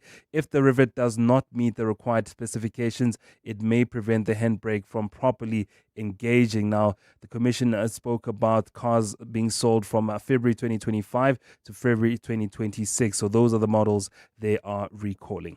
All right, your indicators? Well, Bit of weakness on the market. The all share down more than 900 points. Industrials were better on the day, but banking stocks were down while mining shares were down 2.5%. So a lot of weakness on the JSE. The rand currently at 16 rand 60 against the US dollar, 19 rand 28 against the euro, and at 22 rand 17 cents against the British pound. Price of gold at $5,125 an ounce. Platinum is up more than 1% at $2,155. Brent crude keeps surging at $84.51 a barrel. More business after 8. Time for your latest Eyewitness News, brought to you by Bathroom Bazaar, pulling the plug on high prices. Sfisa Zulu, let's come to you now. The weather is the big story at the moment. That's right, Bongani. Motorists are being urged to drive cautiously due to the rain in most parts of Gauteng. The South African Weather Service has issued a warning for severe thunderstorms throughout the weekend, with a high chance of flash floods, especially in low-lying areas. Joburg Emergency Services spokesperson Robert Mulaudzi says they are on high alert. Our motorists are also urged to exercise caution while driving, avoid crossing flooded roads and low-lying bridges. From our side, as the City of Johannesburg Emergency Management Services, we remain on high alert together with our Swift Water Rescue Unit. The latest Gauteng crime statistics have revealed an alarming spike in commercial crimes. Provincial Police Commissioner Tommy Mtombeni released the stats yesterday. He's also mentioned that attempted murder and possession of illegal firearms remain a concern. Khumutso Modise reports. During the festive season, South Africans are often warned against online scammers and told to be on the lookout for cyber criminals. The last crime statistics from October to December last year have shown why, pointing to a worsening online crime problem. Commercial crimes have recorded an increase of over 500 cases year on year, with more than 13,000 cases recorded in total. Provincial Commissioner Tommy Mtombeni says this is cause for concern. When they see something advertised there in Winterfeld, they see it's a Mercedes-Benz, the latest Mercedes-Benz or a Polo. When you go there, you got accosted and then they draw your money. And you lose. You don't even get that typical type of a car. Meanwhile, the province has also seen a hike in kidnapping cases with a year-on-year increase of 52 cases. Khumutso Modise, Eyewitness News, Johannesburg. A report by credit bureau TPN has uncovered widespread fraud in South Africa's public school system. It's found that parents have been submitting false information to secure places, especially at high-demand schools. One school that has surveyed had 40% of its applications containing false information or misleading address information, while another found fraud in 20% of grade 1 applications. The bureau says the trend undermines feeder zone policies, which prioritize learners who live near a school, have siblings enrolled, or whose parents work nearby. The Gauteng Department of Education this week confirmed that it has finally placed all learners after 3 months since the start of the academic year. Dimakatso Lishuru has more. TPN says submitting false information is now a criminal offence under the Basic Education Laws Amendment Act. Parents who falsify documents risk application rejection, cancelled placements and possible fraud charges, while schools are increasing verification checks to protect lawful admissions and ensure local learners are not unfairly displaced. The Gauteng Education Department, which battled to place about 3,000 grade 1 and 8 learners after schools opened, has reportedly confirmed falsified applications may be disqualified and parents could face fraud charges. Parents are warned to avoid using agents promising school placements for fees. Dimakatso Leshoro, Eyewitness News. And Hong Kong pro-democracy media mogul Jimmy Lai will not appeal his national security conviction. He hasn't given reasons for this decision. He was sentenced to 20 years behind bars last month. The 78-year-old founder of the now defunct Apple newspaper was found guilty in February on charges of foreign collusion and seditious publication. His sentence is the harshest penalty imposed so far under a national security law imposed by Beijing on Hong Kong following widespread pro-democracy protests. Lai's conviction received international condemnation at the time, with rights groups condemning his punishment as effectively a death sentence and a symbol of the city's shriveling press freedoms. A cloudy Friday in store for Gauteng with showers. The temperatures are at lows of 17 and 18 degrees, peaking at highs between 20 and 21.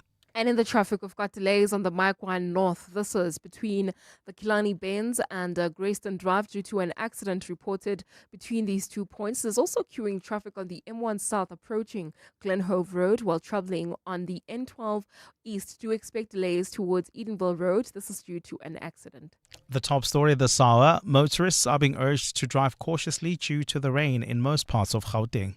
For mind-blowing bathroom specials, come to Bathroom Bazaar. Time for a new bathroom. Grab your corner bath, freestanding bath or built-in bath, any bath, at 20% off at the Bathroom Bazaar Bath Bonanza. That's right, 20% off all baths while stocks last. Visit our new store in Mokopane. That's Pizarre. Come to Bathroom Bazaar. Come to Bathroom Bazaar. Pulling the plug on high prices. In business, the right connections change everything. It's the stability you need for that once-in-a-lifetime virtual pitch, the lightning-fast speeds that keep you ahead of deadlines, and the consistent, high-quality signal your teams rely on every day. Because when your connectivity works seamlessly, so does your business. Power your workday with fast, reliable fiber from OpenServe, built to keep your operations running at full speed. Visit openserve.co.za today to learn more. T's and C's apply. Hi, this is Teko Modise, Hollywood Bet's brand ambassador. Be a winner who knows when it's time for a timeout and play responsibly. If you or someone you know needs help, call the South African Responsible Gambling Toll-Free Counseling Line on 0800 006 008 or WhatsApp help to 076 675 0710. Hollywood Sportsbook is a licensed betting operator. Hollywood Bet supports responsible gambling. No person under the age of 18 years are permitted to gamble. Winners know when to stop. In my industry, the mission is to turn the G in GDP green. After all, good business shouldn't cost the earth. Get financial solutions for environmental and social impact. With RNB, sustainability yields more than good intentions. Trees and C's apply. RNB, a division of First Rand Bank Limited, an authorized FSP and credit provider. What do you call someone who thinks outside the box? Creative. But what about someone who codes the box, brands it, sells it, rebrands it, and leads a team that reinvents it? That's a Red and Yellow graduate.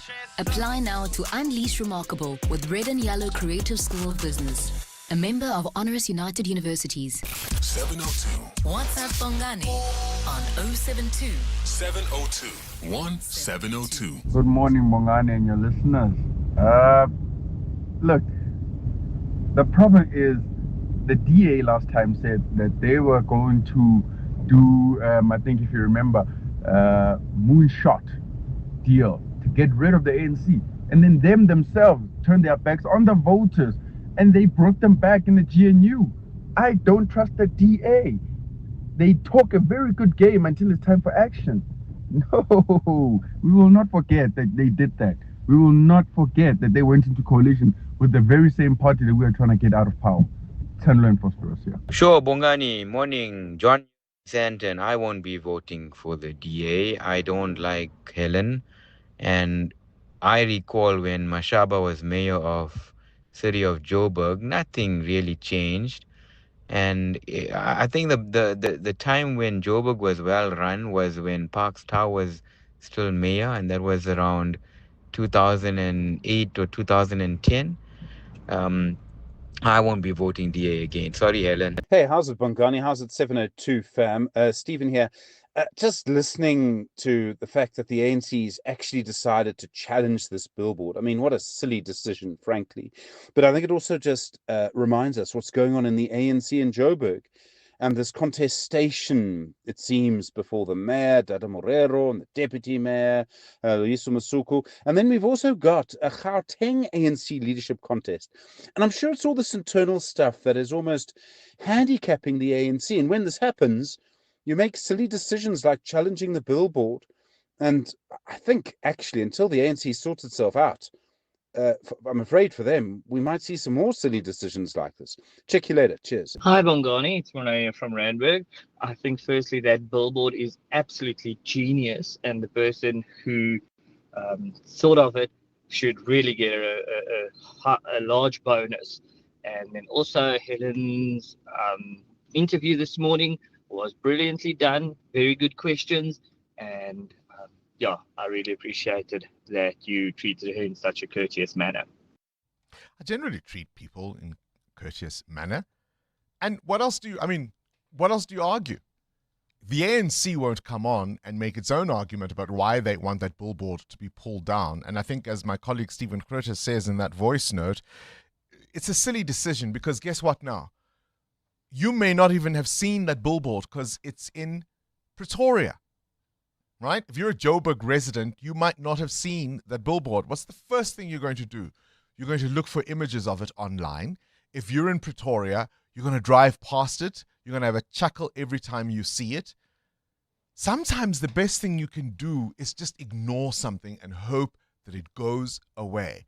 But you huff and you puff and you blow your own house down, as it were. That thing that Panyaza said was political gold to the opposition. We thought that the DA would make a big fuss about what the president had said, because remember, it was President Ramaphosa who said, actually, guys, the DA does do better where it governs. We thought that's what the DA would pounce on. And then came along Panyaza Lesufi and just gave them political gold. And although the ANC has sent lawyers' letters to the DA demanding the removal of the billboard, they won't come on and explain themselves to potential voters. I mean, if that's not a middle finger, I don't know what is. 702. What's the question? What's the question is brought to you by Outsurance, a chance for you to win up to 3,000 Rand in cash. Firstly, we've got 1,000 Rand for the answer, and then a little later, 2,000 Rand if you can give us the question.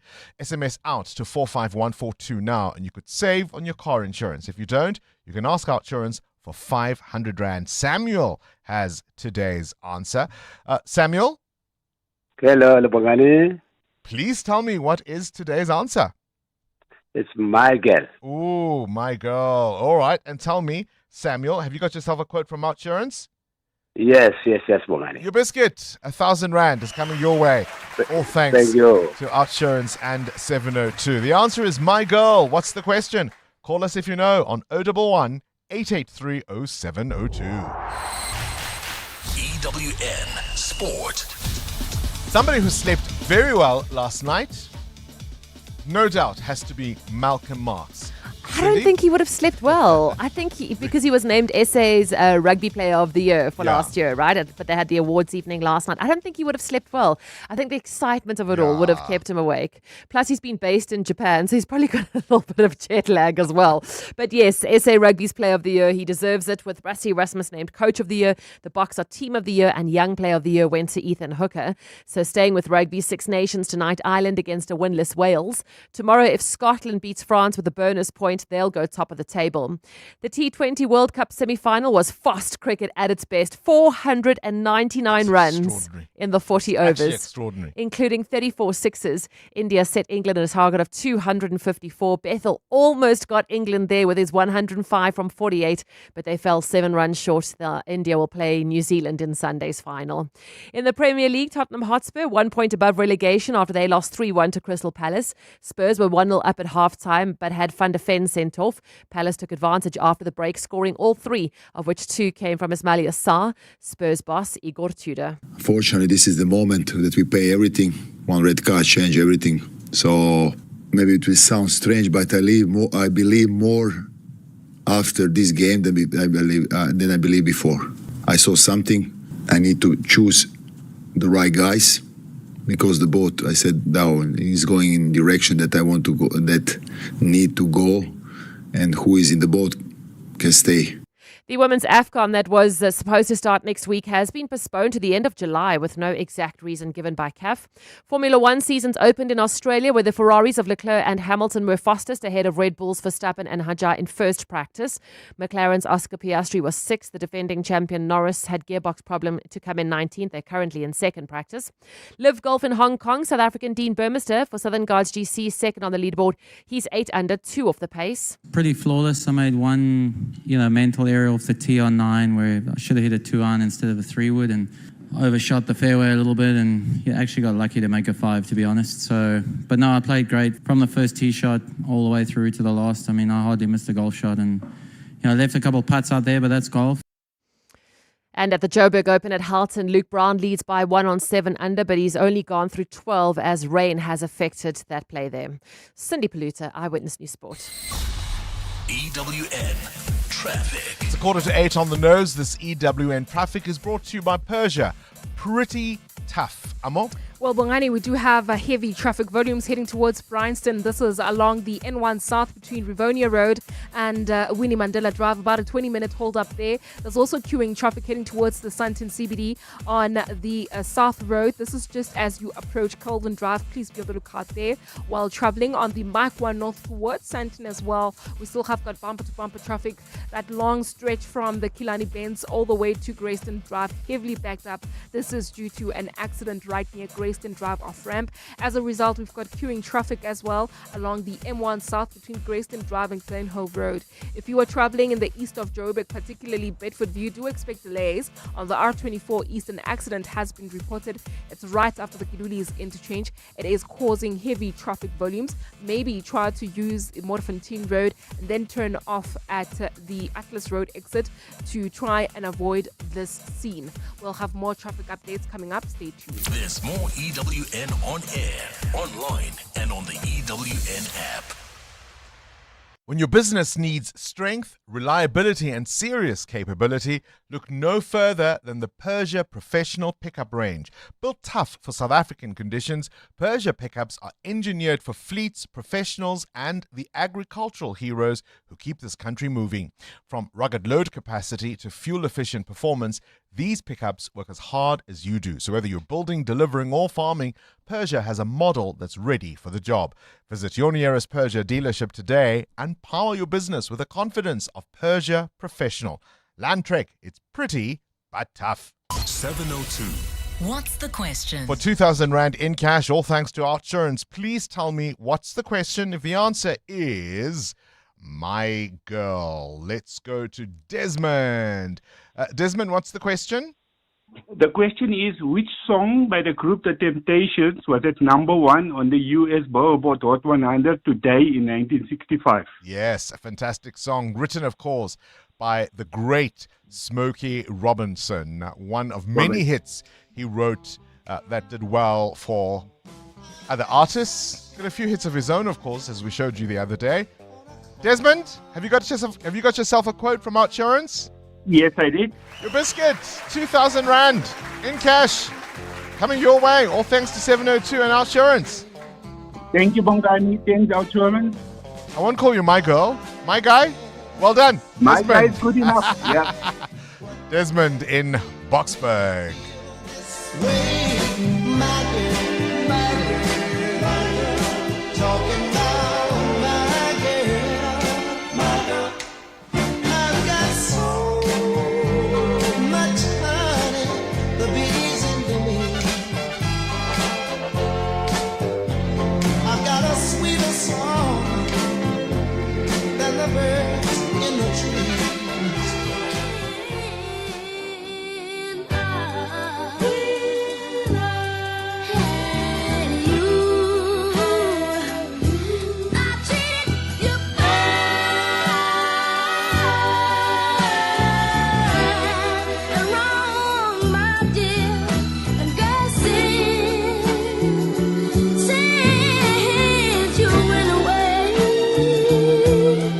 Don't you know I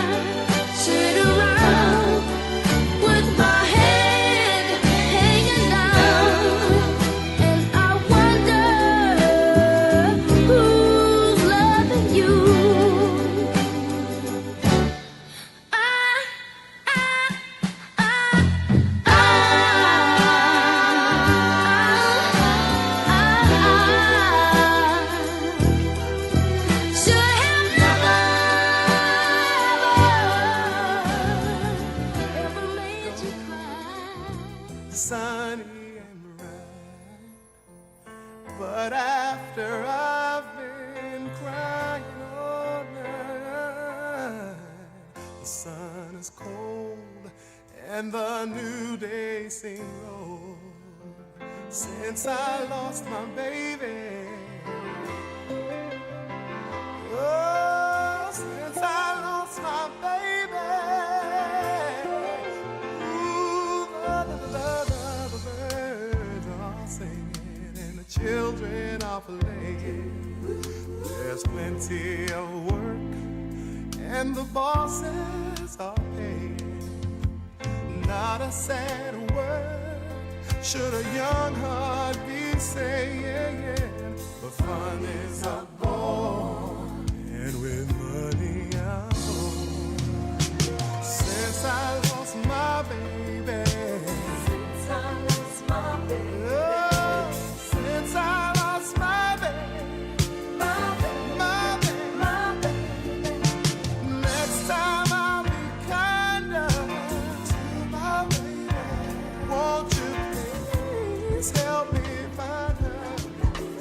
Songs from the pen of Smokey Robinson. Aren't some people just supremely talented? And would you have connected My Girl to Luther's Since I Lost My Baby? And of course, this classic, originally recorded by Smokey, but this is the D'Angelo version. Remember the video, Amo? There's this girl in a silk dress, very short. She's at a laundromat and she's listening to the song on her earphones and she's not giving a care to what's going on around her. And there's this bunch of older guys watching a performance, if you will. And it's shot in black and white. I love it when we're cruising. Now, without insurance, saving on your car insurance feels like hitting every green robot on your way to work. 35-year-old Zanai saves a whopping 1,180 Rand on her 2017 Mercedes-Benz GLA. Get a quote now, and if insurance can't save you money, ask for 500 Rand or 1,500 Rand if you've been claim-free with the same insurer for 3 years. Get savings or cash. SMS out to 45142. That's out to 45142. Outsurance is a licensed insurer and FSP. T's, C's, and information online. This is what home internet should feel like. Get the Vodacom 5G home router with 30 megabits per second download speed for just $529 per month over 36 months. And that's not all. You'll also get a Xiaomi TV Box 3rd Gen with $1,399. Stream in 4K at no extra cost. Your home, fully connected, fully entertained. Exclusive to Vodacom World. Visit us today and get connected. T's and C's apply. Further together. Vodacom. In life's most challenging moments of loss, compassion can be your greatest comfort. You shouldn't have to face the financial burden of losing a loved one by yourself. Rest assured, Clientele's funeral plans pay out cash within 24 hours. You can cover up to 13 family members on one plan, ensuring all your loved ones are taken care of, and 3 children are covered at no additional cost. With Clientele, you're not just buying a plan, you're also buying peace of mind. When the time comes, you will need to make important calls with your 200 Rand airtime you will receive when you claim. Plans offer double accidental death cover, as well as transport, grocery, and unveiling benefits. Apply today. It's easy. There are no medical examinations and no paperwork. SMS funeral to 31586. That's 31586. Clientele Life is an authorized FSP and licensed life insurer. T's and C's online. Standard rates apply. Gauteng provincial government is working to expand public services such as health and education, create jobs, and fight crime. MEC of Finance and Economic Development, Lebogang Maile, will outline how these and other programs will be funded when he presents the 2026-27 budget to the legislature on Tuesday, 10th March at 10 a.m. Catch the budget live on all media platforms using hashtag GautengBudget2026. This message is brought to you by Gauteng Provincial Government, growing Gauteng together. 702. What's gone viral? With Kabazela. Catch up now with the world of viral content. Kabazela.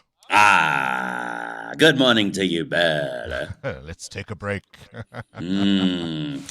Yesterday, at the ad hoc committee, private investigator Paul O'Sullivan's former assistant and director Sarah Jane Trent. She cracked there under pressure. I kind of felt a little bit sorry for her, but she was asked many questions about investigations and assisting IPID, blah, blah, blah, blah, blah. And then she got to a point where she just cracked, and the tears and, hands in face and all that kind of stuff took place. And one of the MPs who was questioning her basically responded to her like this. Let's take a listen. I think we must implore you to calm down. I'm worried that you are a bit nervous, and it makes it very difficult for us to get there. Chair, can we take at least 5 minutes a break to calm down? I'm worried that we would not be able to extract evidence from a witness this nervous. So if we can cool down a little bit, Chair. Thank you so much. So I think they took a break after that. And I think also well handled there by that particular MP. But he mentions nerves quite a bit there, right? So I wanted to ask our 702 family this morning, how do you deal with your nerves, first of all? And can you remember the last occasion that you were extremely nervous?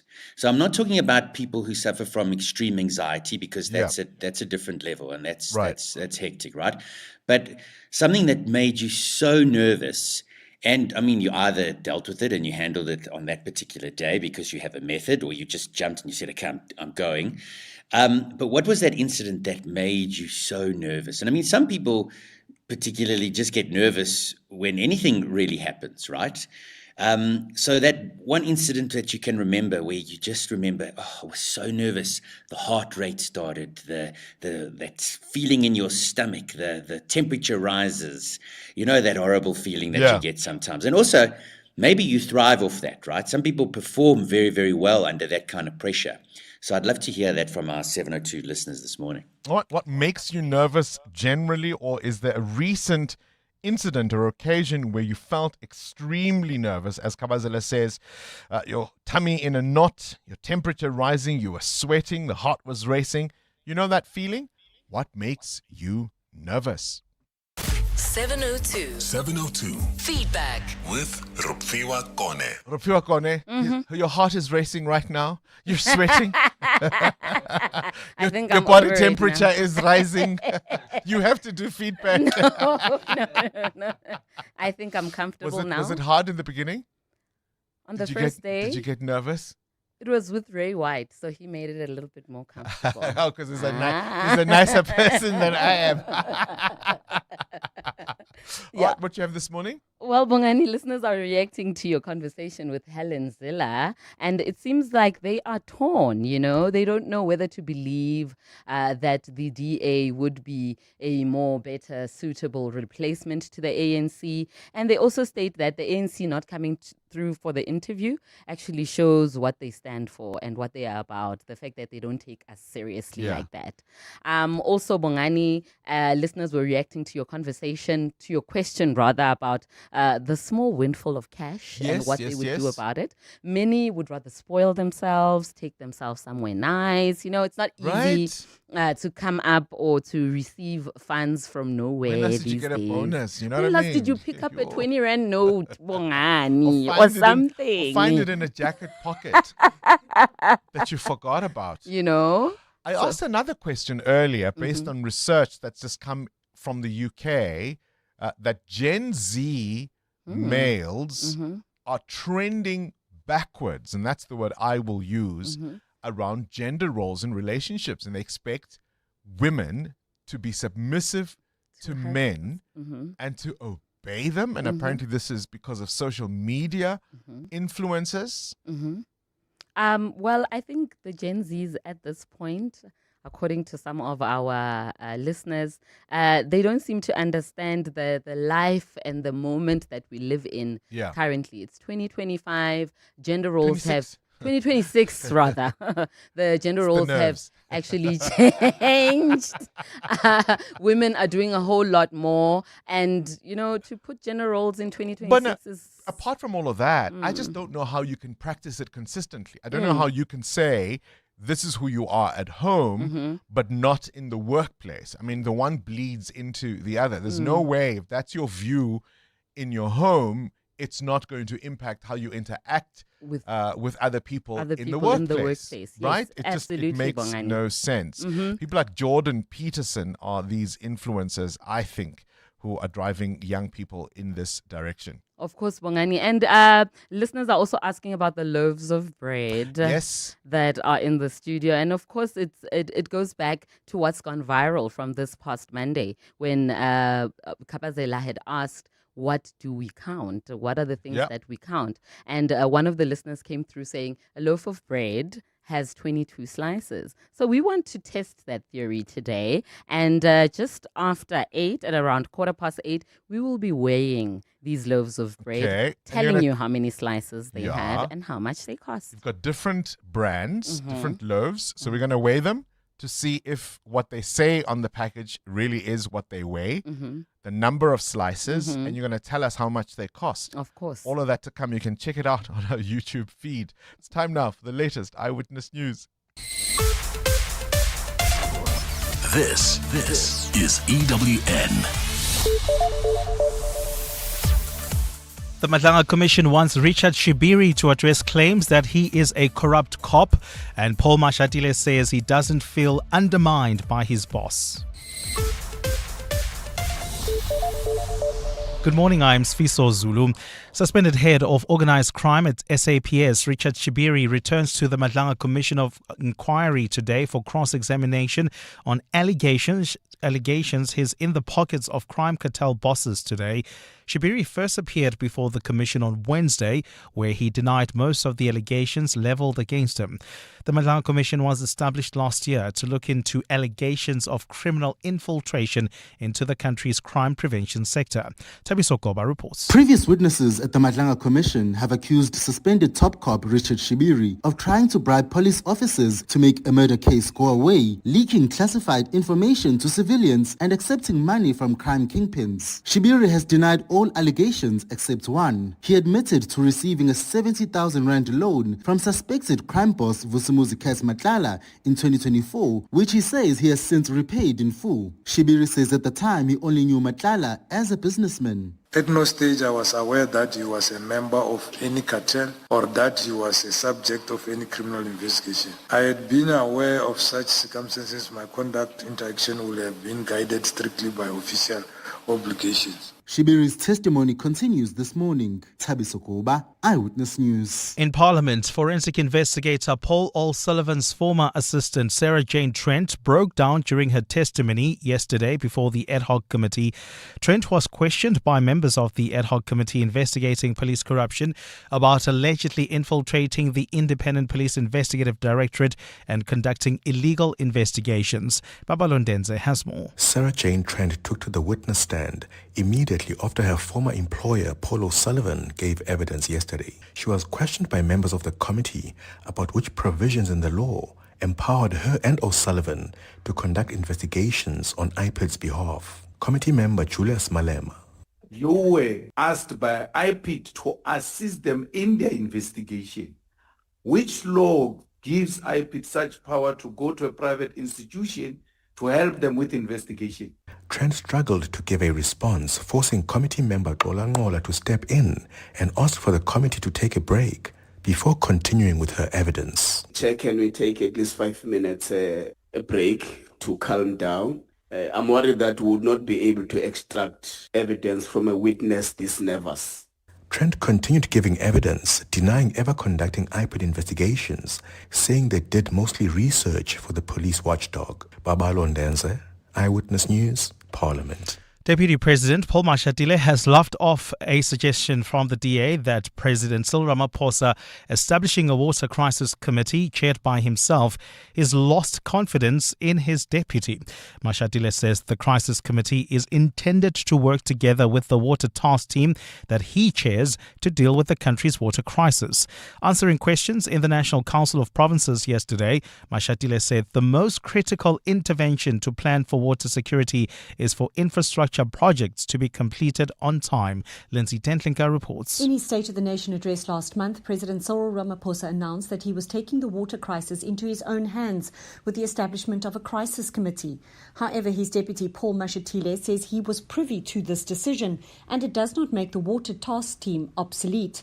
He says the task team will continue its monitoring role and the committees will work in tandem. But we do need this structure that the president will assist to bring resources to bear in provinces and municipalities where there's a big crisis. Mashatile says ailing infrastructure and incomplete water projects are the main culprits of the country's water supply crisis. Rural areas are going to be our priority when we deal with infrastructure, including water infrastructure. He says government also needs to acquire its own water tankers to avoid the so-called water mafia profiting off the problems. Lindsay Dentlinger, Eyewitness News, Parliament. And President Donald Trump says it would be a waste of time to consider sending U.S. ground troops into Iran during this time as America and Israel continue with airstrikes. Trump's dismissed Iranian Foreign Minister Abbas Araghchi's warning that such a move would spell disaster for invaders. Trump also indicated he's keen to see Iran's leadership structure removed and that they want to go in and clean out everything quickly. He's also said that he would have to be involved in the appointment of Iran's next leader after U.S.-Israeli strikes killed Ayatollah al-Khamenei when the conflict began on Saturday. The country of Iran, the United States military, together with the wonderful Israeli partners, continues to totally demolish the enemy far ahead of schedule and at levels that people have never seen before, actually.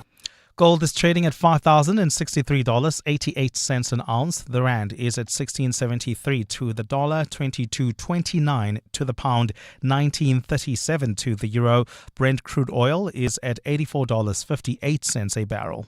And in the traffic, we've got delays on the N1 South. This is between the Buku interchange and Winnie Mandela Drive.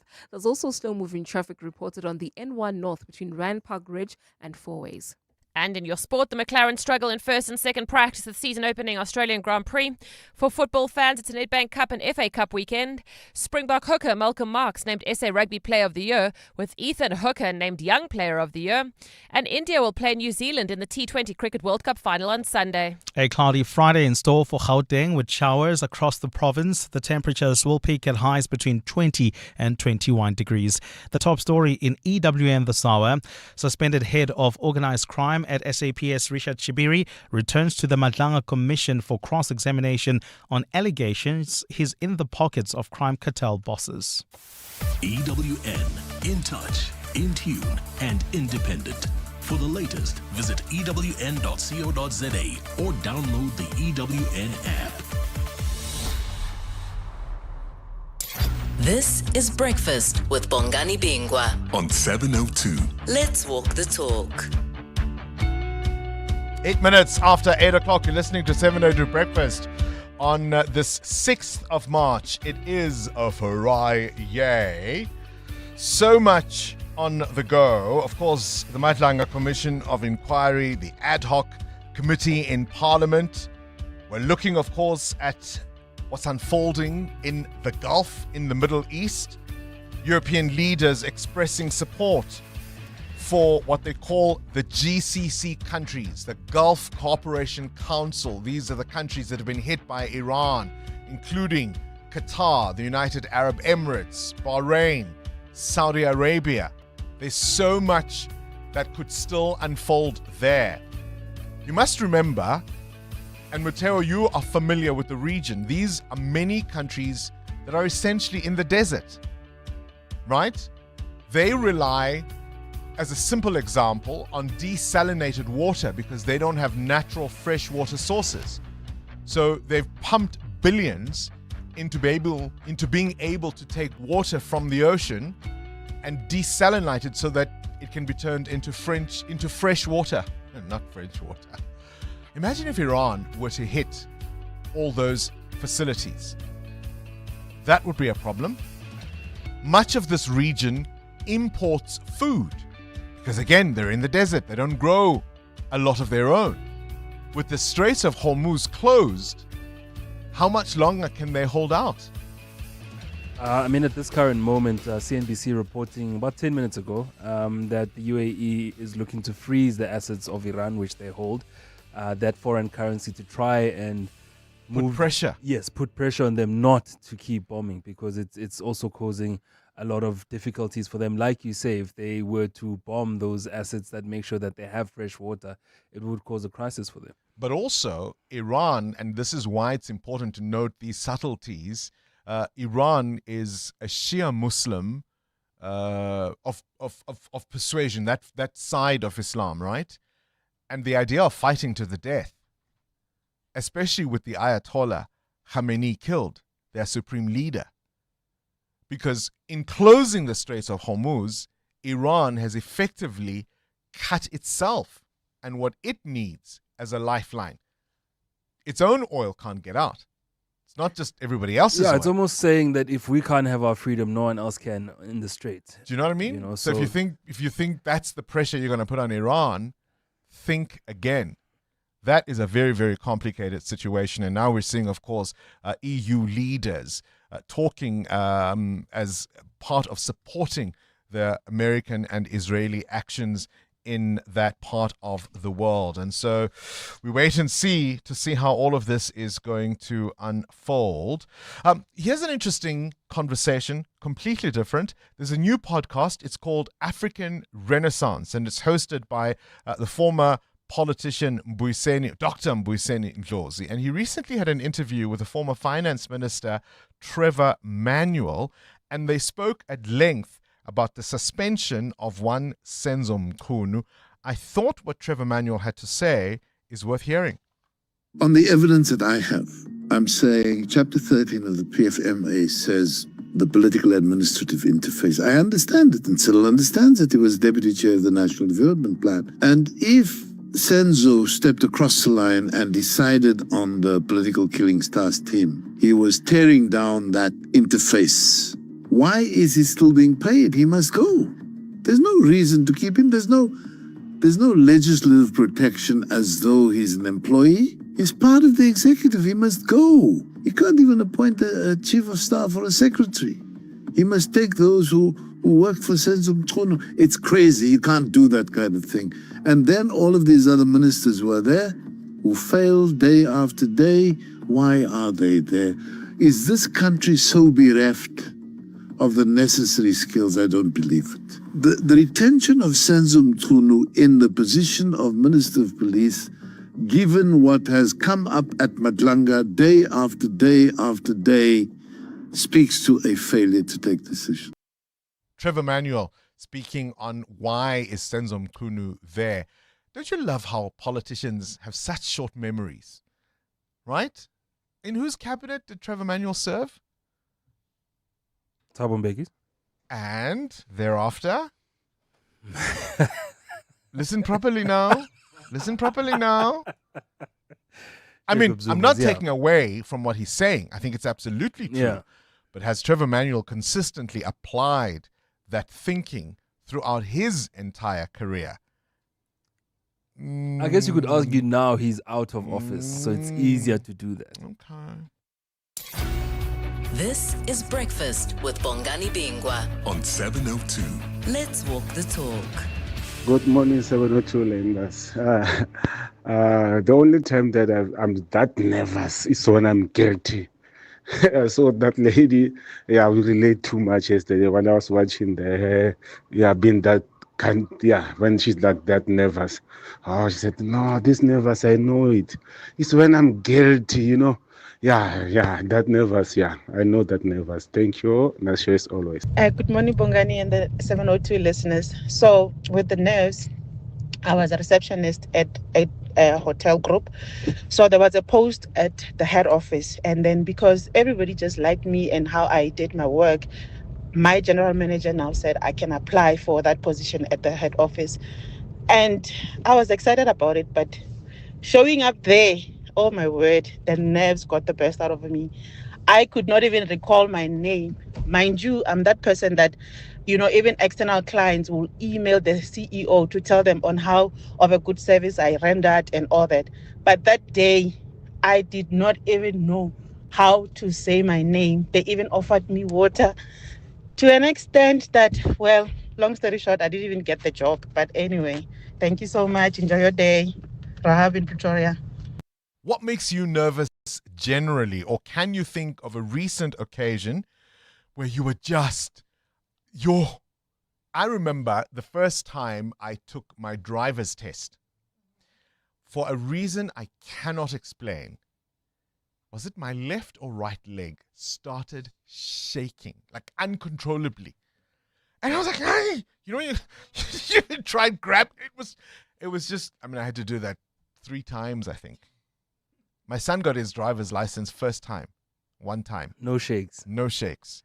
I think I did it 3 times. I think for me, because of what we do, we speak every day, right? So you get to a family function, it's a funeral, whatever the case is. Yay! We do this for a living. Yay! But then an uncle asks you, hey, can you just wrap it up for us? Because, man, you do these things every day. MC. You're told you're MC on the morning of the event or, as you arrive. And it's a totally different experience. It's like you've never done it before. You are nervous about a whole lot of other things. The words can't come out of your mouth. So those things still kind of make me nervous. Yeah, no. I emceed a funeral not too long ago, which is the thing I will never do again. MC family events, because you're just in a different space, place, your hierarchy in the family. It's The just audience is different. No. What makes you nervous, Amo? Oh my God, a lot of cool as a cucumber. The weirdest thing is that if I have to talk to someone who is outside of us, right? Like recently I had an interview with Steve, and for some reason I was nervous, and I don't understand why, because this is my station. I'm comfortable with everybody. Yeah, you were on the money show. Yes, and I was speaking about the patterns of the roads and traffic and what have you. That's the most recent incident where I was nervous. But when I'm nervous, I get this shakes, Bongani. You see the one where you can't control. That's what happens to me. And You're shaking. And I can't even speak. Nothing comes out of. And then because of that, because I'm aware of what everyone is seeing, and I start crying, and that's just the worst. So and did you cry? When I was speaking to Steve, of Yes. course not. I didn't cry. Oh, I was able to handle it, but I'm saying when I'm nervous to that extent where it's just too much, that's what happens to me. Okay. Let's talk. We're listening.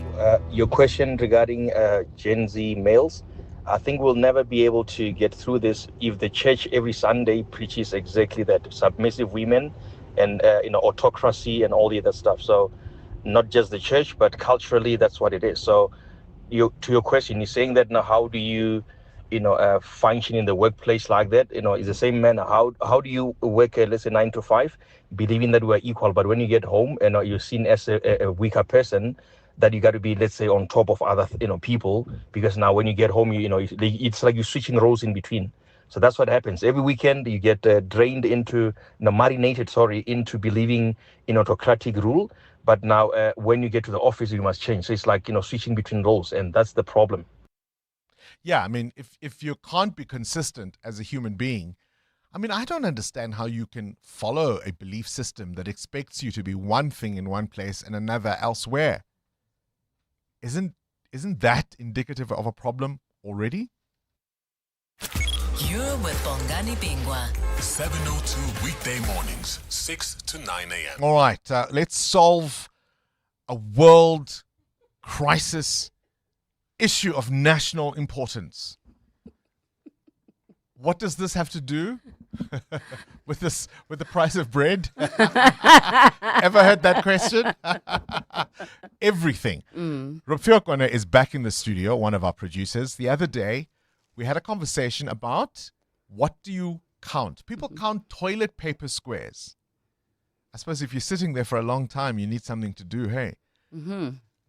KG insists, our technical producer does, that each packet of a loaf of bread has 22 slices. 22 slices. So what have you done, Rupfiwa? I've already counted the slices of each loaf of bread. So hold on, you bought 4 for anyone who's just joining us. You can watch all of this, by the way, on YouTube.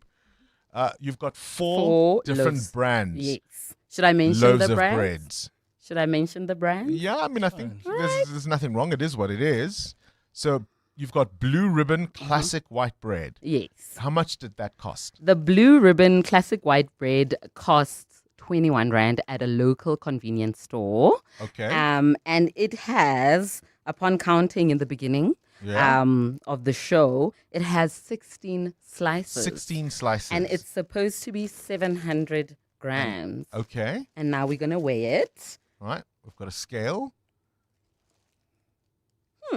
What is it? And the Blue Ribbon loaf white for 21 Rand with 16 slices weighs 705 grams. 5 more grams. 5 just more for grams. you. But only 16 slices, not 22. So hang on. That loaf of bread costs more than 1 Rand a slice.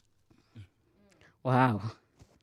Okay. I remember a time when a loaf of bread was unsliced, Mhm. was 21 cents for the whole loaf.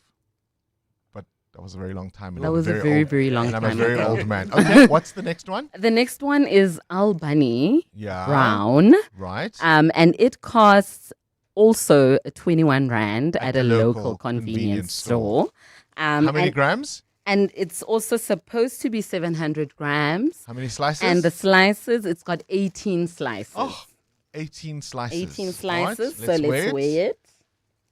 Part of why we're weighing it is, of course, one of the listeners said that it's not about the number of slices, it's the weight. Yeah, down to the grams. And it is also sitting at 705 grams. Okay, so at least we get a little more from the A brands. little more. Yeah. But not 22 slices still. Hey?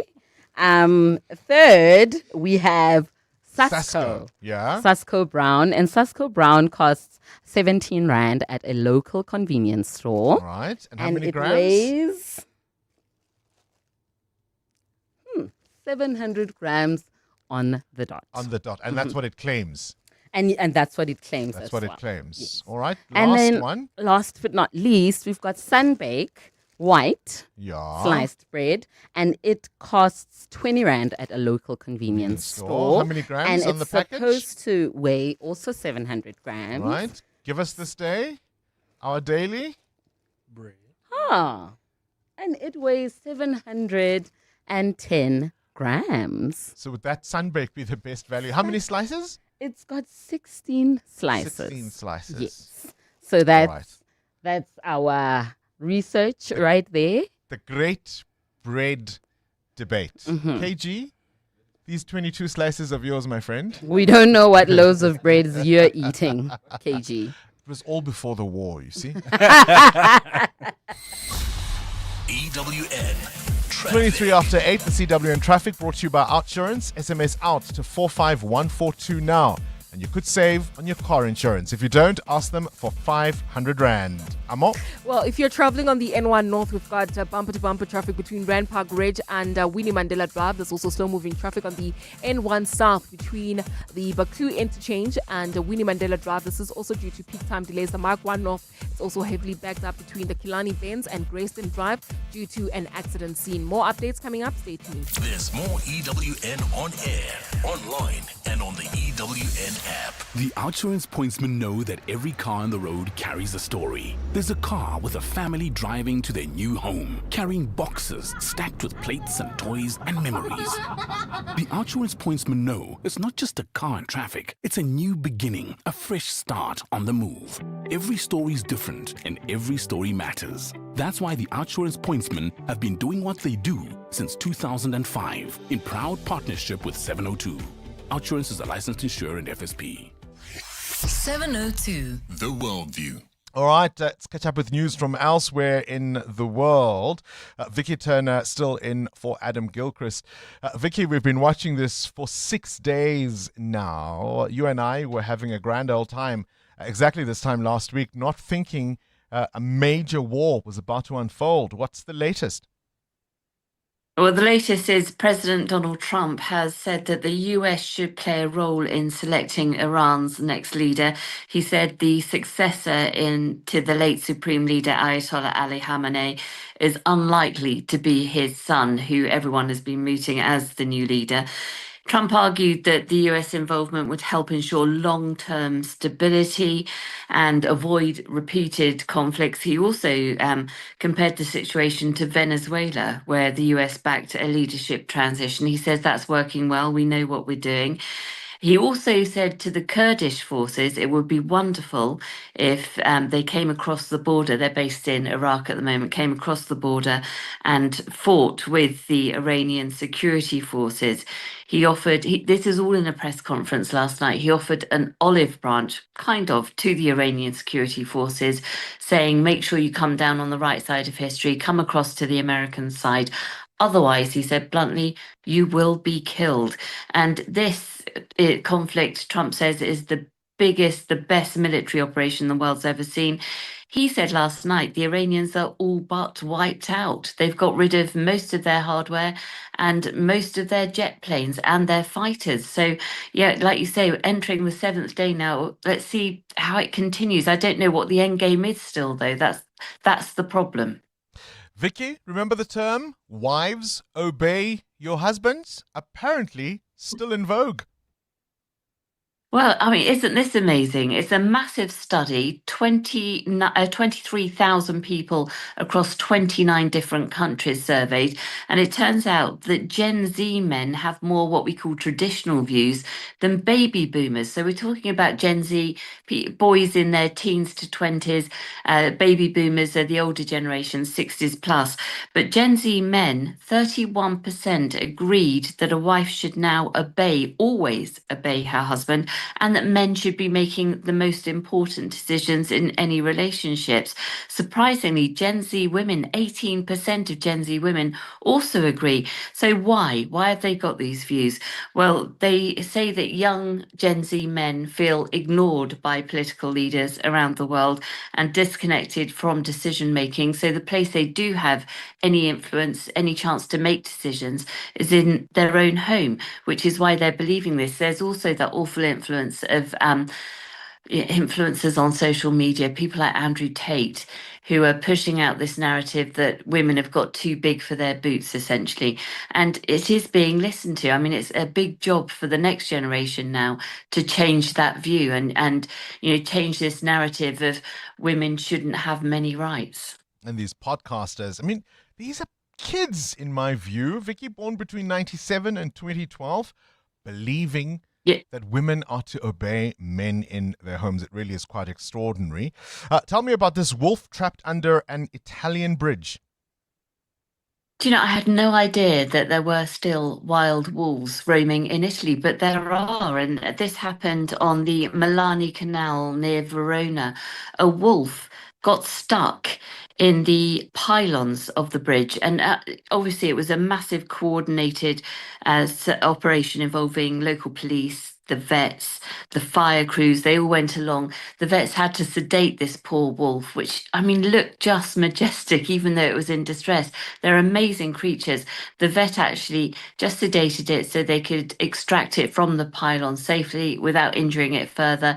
The wolf now is in a rescue centre, only though until it gets better, and then it will be re-released into the wild. And what I didn't realise was that a lot of people, a lot of environmentalists say that wolves roaming wild are the basis of a great eco-climate. Who knew? Vicky Turner, we'll leave it there for this morning's Worldview. EWN. Our last business update for the morning. Let's talk about oil prices. That's going to be a concern out of all of this that's unfolding in the Gulf. Muteo Kharipe and our finance minister, Enoch Godongwana, warning tough times are ahead. Yeah, he says the sustained high oil prices as a result of the conflict in the Arabian Gulf will cause price changes in South Africa. Oil prices have surged sharply this week as traders priced in the risk of supply disruptions from the Middle East. Now, speaking to Bloomberg London, Godongwana says the recent national budget has buffers for geopolitical shocks, but continued oil price changes will definitely affect the country's CPI. Kodongwana says the Treasury did not pencil in the war when it drafted this year's budget. The price of Brent crude has jumped almost 16% this week as shipping flows ground to a halt in the Strait of Hormuz, through which a fifth of the world's oil transits. Now, the finance minister says South Africa is a price taker when it comes to oil prices. Now, a price taker is an individual, firm, or in this case, a nation in a competitive market that lacks the market power to influence the price of goods and services. Now, Gen Z ought to listen to your next story. Put a woman in charge, and FNB does well. FNB produced a strong set of financial results for the 6 months period to the end of 2025, with it recording double-digit profit growth in South Africa. The banking group singled out FNB's strong performance, with the bank continuing to benefit from its cautious approach to lending, with the credit loss ratio falling to 1.6%, its return on equity surging 41%. FNB generated over 15 billion rand in profit in South Africa during the same period last year.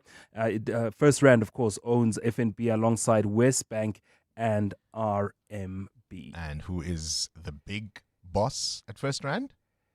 Mary Vilakazi. Put a woman in charge, right? Just saying. You've made your point. What are your indicators? 16 Rand 61 against the US dollar, 19 Rand 27 against the euro, and 22 Rand 18 cents against the British pound. Price of gold at $5,115 an ounce, or platinum at $2,144. Brent crude at $85.06 a barrel. Stephen Crotas with the wrap of the week's business later this afternoon. Time now for your latest eyewitness news. But Sfisa Zulu, he's sorry. Well, Bongani, this is the attorney for the man who has caused a crash that claimed the lives of 14 school children in Vanderbijl Park. He says his client is remorseful. Ayanda Dludla was arrested in January and faces charges of 14 counts of murder, 3 counts of attempted murder, and 1 count of driving without a permit. He appeared in the Vanderbijl Park Magistrates Court yesterday, where his matter has been postponed to the 22nd of April for the disclosure of the docket. Jabuli Lembata reports. Ayanda Dludla's attorney says his client is not coping behind bars. During his court appearances, Dludla has consistently bowed his head down. His newly appointed attorney, Reward Ngumalo, says this is because Dludla is not doing well emotionally. He's not coping. He's not doing well. He cries in between the sessions. He's not doing well. He says he will be exploring options for psychological counseling for his client. Jabuli Lembata, Eyewitness News. Health Minister Aaron Motsoaledi says planning for the national health insurance is steaming ahead despite a court agreement to halt its implementation. At last count, Motsoaledi said there are at least 14 cases in the courts to challenge the implementation of government's plan for universal health access. Last week, parties which have taken government to court agreed to pause their legal challenges until the Constitutional Court rules on whether Parliament fell short on its obligation to consider public input before the bill was passed at the end of 2023. Lindsay Tentlinka takes a look. Updating Parliament's Health Portfolio Committee this week on the impact of last week's court agreement, Health Minister Aaron Motsoaledi said the various legal challenges could drag on for the next 2 decades. But work has to proceed in preparing for the NHI, which promises equal health care for all patients across the public and private sectors. This includes the building of at least 3 new hospitals and the introduction of an electronic patient registration system. So when we paused, Chairperson, we did not say we are going to pause the preparation for NHI, no. Motsoaledi says the President is not allowed to promulgate regulations pertaining to certain sections of the Act, such as the formation of an NHI board. We had already drawn the promulgation to send it to the President for signing, so that's put on hold. But in terms of preparation, we are going full force, Chairperson. The Constitutional Court is expected to hear the applications related to public participation in May. Lindsay Dentlinger, Eyewitness News. Parliament. And there's been an increase in travelling numbers at the Cape Town International Airport so far this year. Figures released by Air Route Development Project Cape Town Air Access shows that in January, the airport handled more than 367,000 international passengers. This is a 9% increase from the previous year. More than 680,000 travellers were processed at the airport's domestic terminal, which is a growth of 6% from last year.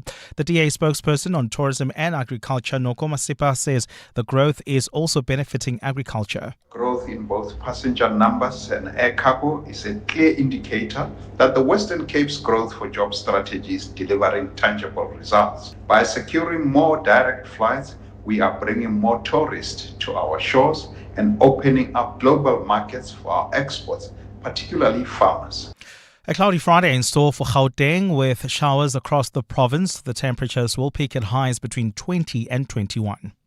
And in the traffic in Randburg, we've got an accident on the N1 North that happened near Malibongwe Drive. It's causing heavy traffic volume coming out of Bayes Nodia Drive. There's also queuing traffic along the M1 South between Marlborough Drive and Glenhove Road. The top story this hour, an attorney for the man who caused a crash that claimed the lives of 14 school children in Vanderbijl Park, says his client is remorseful.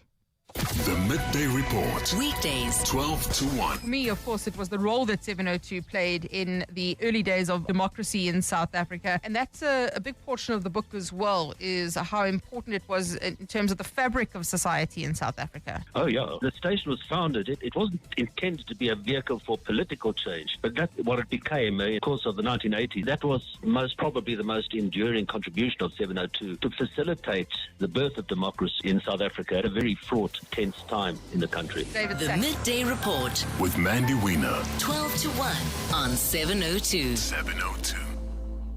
Imagine a holiday where the only thing on the to-do list is to enjoy yourself. With NCL, world-class dining, award-winning entertainment, and a variety of onboard experiences come as standard. So enjoying yourself is easy breezy. We sail to over 400 destinations worldwide, including Europe, the Caribbean, and beyond. Your dream cruise is calling. Visit ncl.com for the best deals or contact your travel agent today. Conditions apply. Norwegian Cruise Line. It's different out here. What's with the camouflage, Dorf?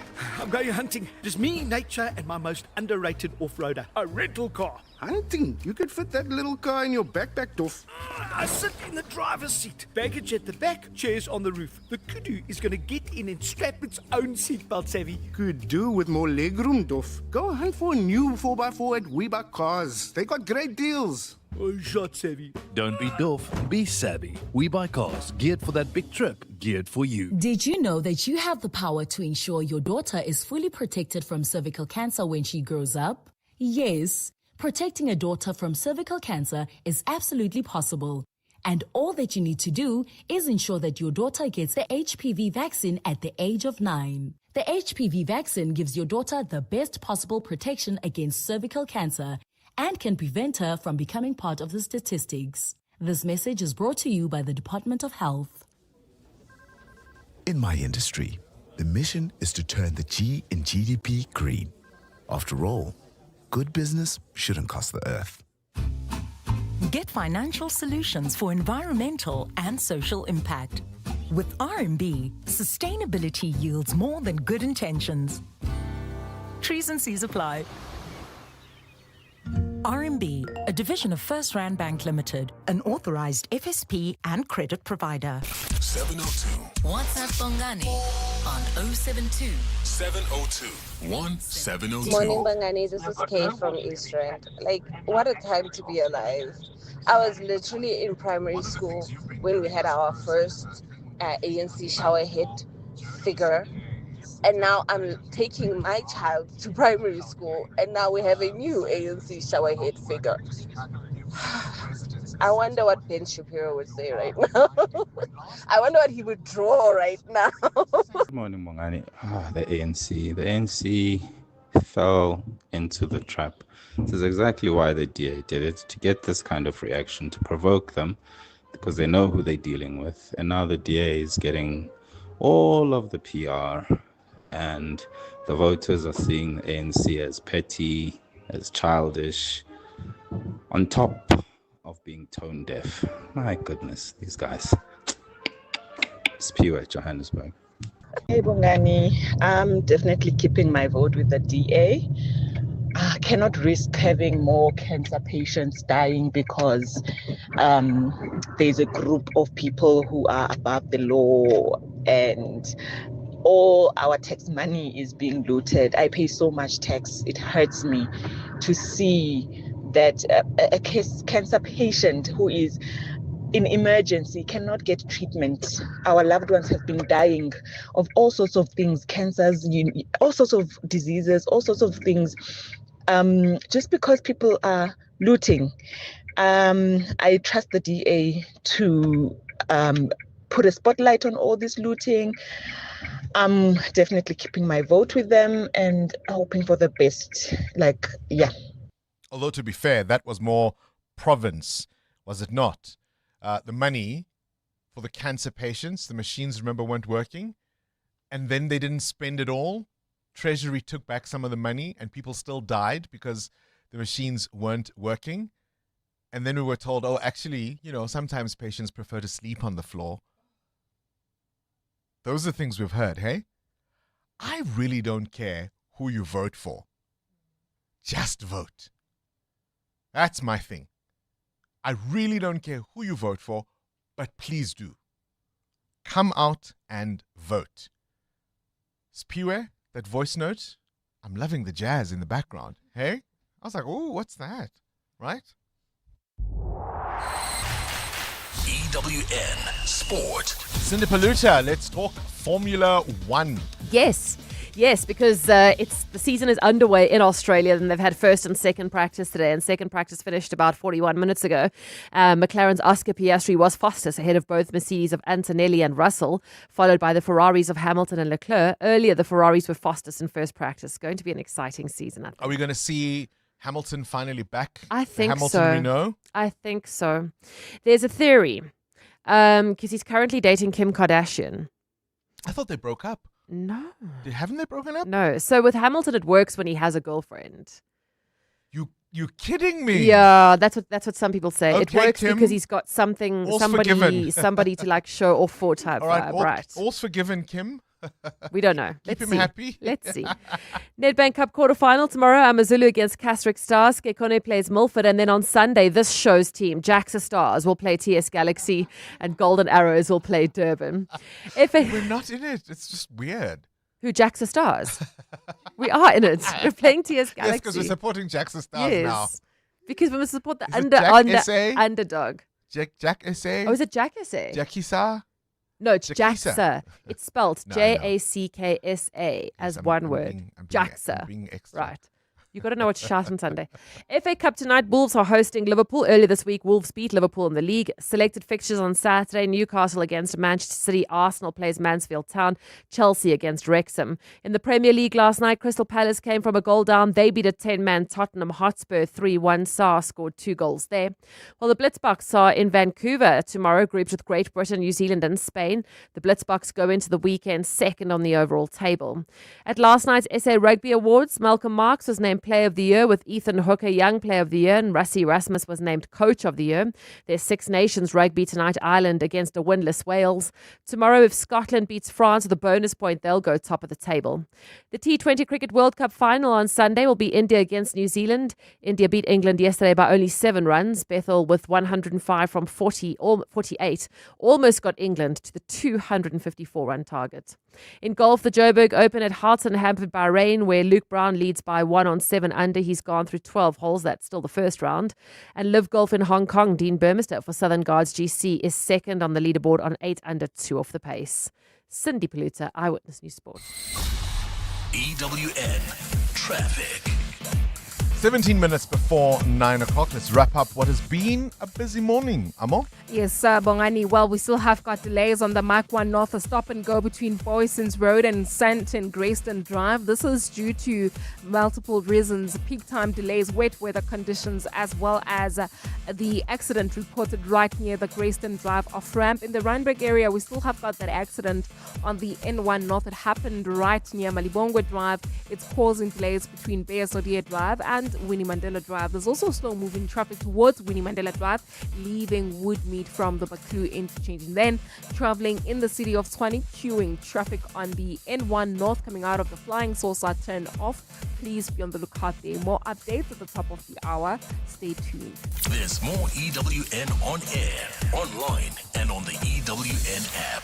Mzansi, a shower of millions awaits this March with Powerball and Powerball Plus at an incredible 111 million rand in total guaranteed jackpots this Friday. Make it rain lots of cash by playing Powerball for a guaranteed 75 million rand and Powerball Plus for the guaranteed 36 million rand today. Buy your tickets now in store on nationallottery.co.za, the mobile app or cell phone banking. Handa, Husha, play. Players must be 18 years old to play responsibly. E2 is the proud operator of the National Lottery. Morning, sir. Hey, got up the shop. Topping up. Yeah. Hey, remember when our coffee didn't taste this good? And when the Wi-Fi dropped 3 times a day? Yo, my good man. times. We've leveled up. High-speed Wi-Fi, private spaces, on-site support. This place runs like a machine. Yo, flippin' seamless. Yeah, that's WeWork, eh? And my team's like loving it, eh? Productivity's up. No one's fighting over the fridge. Yeah, I know. It's the dream. WeWork, Africa's largest co-working spaces. WeWork.co.za. Made for work, built for business. Only 1 month left to get the best spectacle and sunglass deal from Specsavers. With our buy one, get one offer, you get great value for money. Get a free pair of branded single vision prescription sunglasses up to 3,300 Rand. When you purchase a comprehensive eye examination and spectacle frames with lenses on your first pair. The best part? Choose from top brands like Police, Hugo, Under Armour, Tommy Hilfiger, Red Bull Spect, and more. Affordable eye care? Specsavers. T's and C's apply. We at Monument Dental are very happy with the premium we're paying. I wish I did it sooner. Outsurance business insurance clients know that it pays to switch. And did you know you could get a massive 20% discount on your business insurance premium when you switch?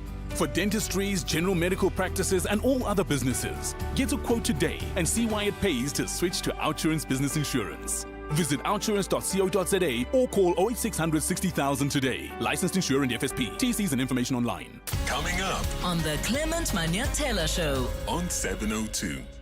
Clement Manyatela on your radio between 9 and 12. He's in the studio. It's a Friday. It's a Friday. He's going to be talking all sorts of things as he does on a Friday. Yeah, we're going to start with the open line. With the open line today, we are going to reflect on the imprisonment of Vincent Smith. So we'll remind some of our listeners about what happened then that led to us finding ourselves in this moment. And what does it mean for the other people who have benefited almost similarly to him, who are ANC leaders. So that's on the open line. We're also going to reflect on the testimony yesterday of Paul O'Sullivan's assistant at the ad hoc committee. But at 10 o'clock, we're going to do the Across the Desk feature today. I'm hosting freelancers. These are freelancers in different sectors, and they're going to tell us about how they manage, what the pressures are.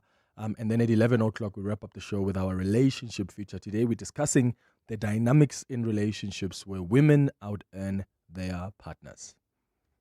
All right. Clement Manyatela between 9 and 12. You're with Bongani Bingwa on 702. Taking your calls on 011-883-0702. All right. Let's see who's on the line. Is it Babalo? Babalo or... Is it Babalo? Babalo. Okay, right. Babalo. Talk to me. Bongani, good morning, sir, by the way. Good morning to you, Babalo. How are you, sir? I'm very well. Go ahead. We were talking about what's the show that should have continued. Yes. And these other people turned it down. There was a show called Lie to Me. And I watched you guys on YouTube. I watch you guys on YouTube, and I watch you, Bongani. I'm like, Bongani is lying right now. Wow. And this was the one. Hold on. Just so everyone else knows, this is the one with the mentalist, right? Yes, and he's that's able the one. to look at your facial micro expressions and know whether you've got contempt, or you're angry, or you're sad, and then you can interpret whether you might be guilty or not. Okay. That's the one. And when I was doing the traffic, I'm like, Amo, you're lying right now. I can see it on your face. Babalo, you watch too much TV. You watch too much TV. Bernard, you're in Pretoria. Good morning. You want to talk about bread? Yes. Morning, Bunks and the team. How are you? Oh, very well, Bernard. You reckon KG was right and we were wrong? Tell me how. Yes. Anyway, I think Bongani is for the first time coming into your show. I'm a regular listener, and I don't remember talking to you guys. But I did. Fantastic! We love it. We love to hear from first-time callers. Yes. Listen, if you're observant there when you are putting those bread in that scale, you'll notice that the grams are different, or they are slightly above. Okay. Yeah. And now, if they're slightly high, that means there's one slice which is bigger than the other, right? Yeah. So one slice it will maybe weigh for 2 or 2.5. That is why maybe you'll find that instead of being 22, there will be 18, there will be 16. But notice those slices, 3 or 4 slices in the bag, they'll be bigger than the other. That's why they don't now make 22. So I think KG is still spot on. Let us not sideline if you want that to stretching it. I see stretch marks all over your argument, my friend. And I suspect brands know that there are people who are going to weigh these things and find out if indeed the 700 grams promised on the packaging is 700 grams, and they'd rather err on the more generous side than to be short. If you've just joined us, one of the things we did on a Friday was to count bread slices and weigh loaves of bread. Yes, we did. Bongani, the bread thing is very interesting. It is to a certain degree as a result of shrinkflation, because the old standard of bread was 900 grams, which was a 2-pound loaf of bread. And that one, using the same thickness of slices, would then have the 22 slices, I think. But then at some point, the standard dropped from 900 grams to 700 grams. And that's why now the number of slices also decreased from that 22 odd to 16, between 16 and 18. So we don't realize it, but we are getting much less for our buck. For a whole lot more. That's the voice note of the day, hey? I think that settles it then. The bread slices question has been settled. The team's on a roll today. Let me focus on payroll.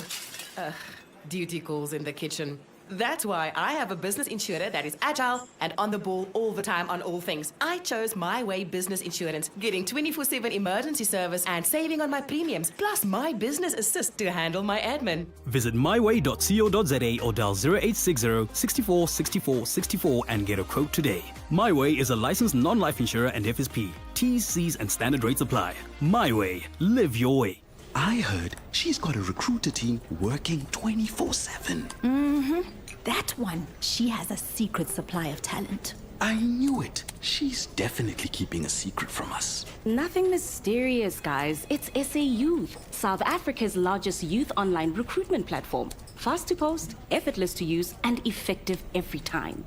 Recruit on the portal to potential, sayouth.co.za. Powering South Africa's youth workforce. Hey guys, this is Robert Marawa, HollywoodBet's brand ambassador. Playing responsibly is part of the winning strategy. Make smart choices and continue to score. If you or someone that you know needs help, call the South African Responsible Gambling Toll-Free Counseling Line on 0800 006 008 or WhatsApp help to 076 675 0710. Hollywood Sportsbook is a licensed betting operator. HollywoodBet supports responsible gambling. No persons under the age of 18 years are permitted to gamble. Winners know when to stop. This is Breakfast with Bongani Bingwa on 702. Let's walk the talk.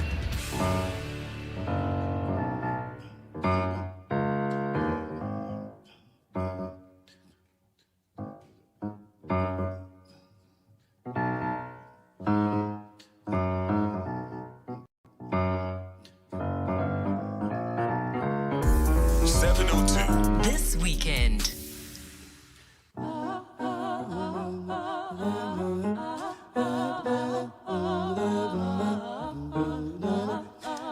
man. Forgive me. Mkolele is the name of that song. Band leader, pianist, and composer Yonela Mnana steps from the stage's proverbial wings to the center. For years, Yonela Mnana has been the quiet force behind so many of South Africa's best jazz moments, the go-to pianist, the collaborator who makes everyone sound better. But this Sunday, he's claiming the center stage.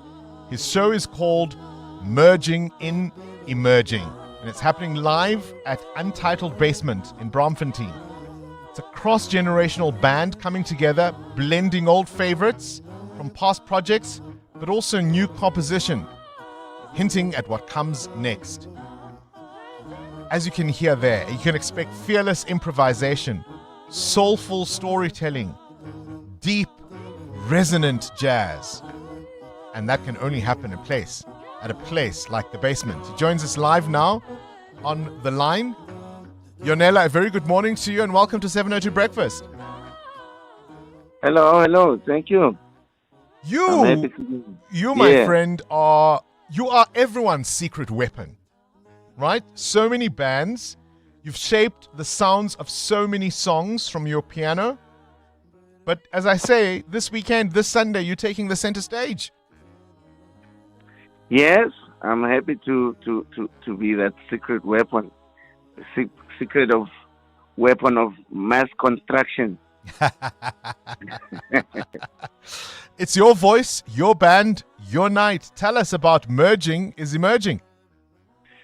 Yes, I think that's a really wonderful thing about jazz, is that you can only be something from being with the people. It's just a culmination of the concept of Ubuntu, that being part of a band can only build you as a leader. You can't just come as a person and just want to lord it over everybody. And on Sunday, I'm really bringing a lot of people that have been very special people in my life. Of course, people like Manda Mlangeni, who has been very, very special, and who I taught with in Europe, in America. I've got veterans like Sidney Mnisi and Jimmy Mgwandi, who really, really have mentored me very freely, in fact. And I've got a great friend of mine, Sipiwa Shiburi, on the drums. So, yeah, I'm hoping to really share a lot of great music, a lot of compositions, and a lot of fun.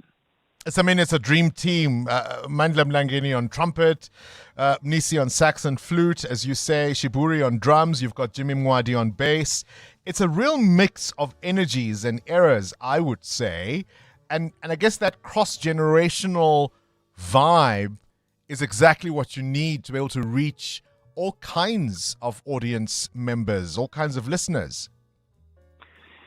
Yes, and I think also, it's something that I'm happy to be doing because also they've mentored me, and also cross-generational inspiration is something that everybody needs, so that we can all, experience one love, proverbially so. Yeah. And you're going to have a conversation on stage with Brenda Sisane? Yes, that's another special person also in my life. I'm going to have a conversation because sometimes other things need to be foregrounded. Also, not just musically, but also, verbally as well. So it's going to be such a beautiful experience for everybody that's going to come. We're major supporters of the arts on this show, and typically we'll tell our audience about an upcoming performance or project or production that they can go and see. I think this is perfect for a Sunday evening. It's happening this Sunday, the 8th of March. Doors will open at 5 o'clock. The show will start promptly at 7. It's at the Untitled Basement in Braamfontein. You can get tickets at Quicket. There is a chance you might get some at the door as well, but I suspect if you get them at Quicket, you are more guaranteed. It's going to be a fantastic evening. If you're looking for something to do this Sunday, you can maybe even use this as a date night, a day to connect with a friend near and dear.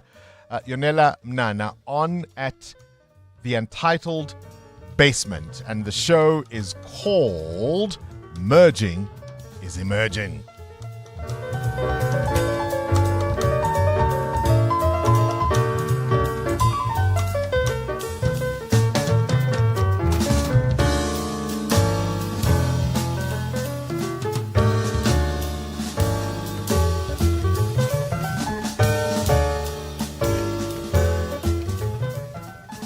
Do you know how many relationships we are saving, KG? Hey? With these recommendations. Do you know how many marriages? Do you know how many babies are going to be born because of these recommendations? Promise you. Why would you not want to go take your loved one to go see this show? They're into jazz, cross-generational music, just a good time out. For those of you who can't make it to Bromfontein, make sure, like us, you'll be watching MasterChef on ETV on Sunday at 6 o'clock. And we're going to start now ramping up the pressure for those dishes that you can recreate for a chance to meet the contestants and the judges. Have yourselves a fantastic weekend. It's 9 o'clock. This is EWN. Good morning, I'm Sfiso Zulu. Suspended head of organized crime at SAPS, Richard Shibiri, returns to the Madlanga. Good morning, I'm Sfiso Zulu. Suspended head of organized crime at SAPS, Richard Shibiri, returns to the Madlanga Commission for cross-examination on allegations he's in the pockets of crime cartel bosses today. Shibiri first appeared before the commission on Wednesday, where he denied most of the allegations against him. The Madlanga Commission was established last year to look into allegations of criminal infiltration into the country's crime prevention sector. Tabiso Goba reports. Previous witnesses at the Madlanga Commission have accused suspended top cop Richard Shibiri of trying to bribe police officers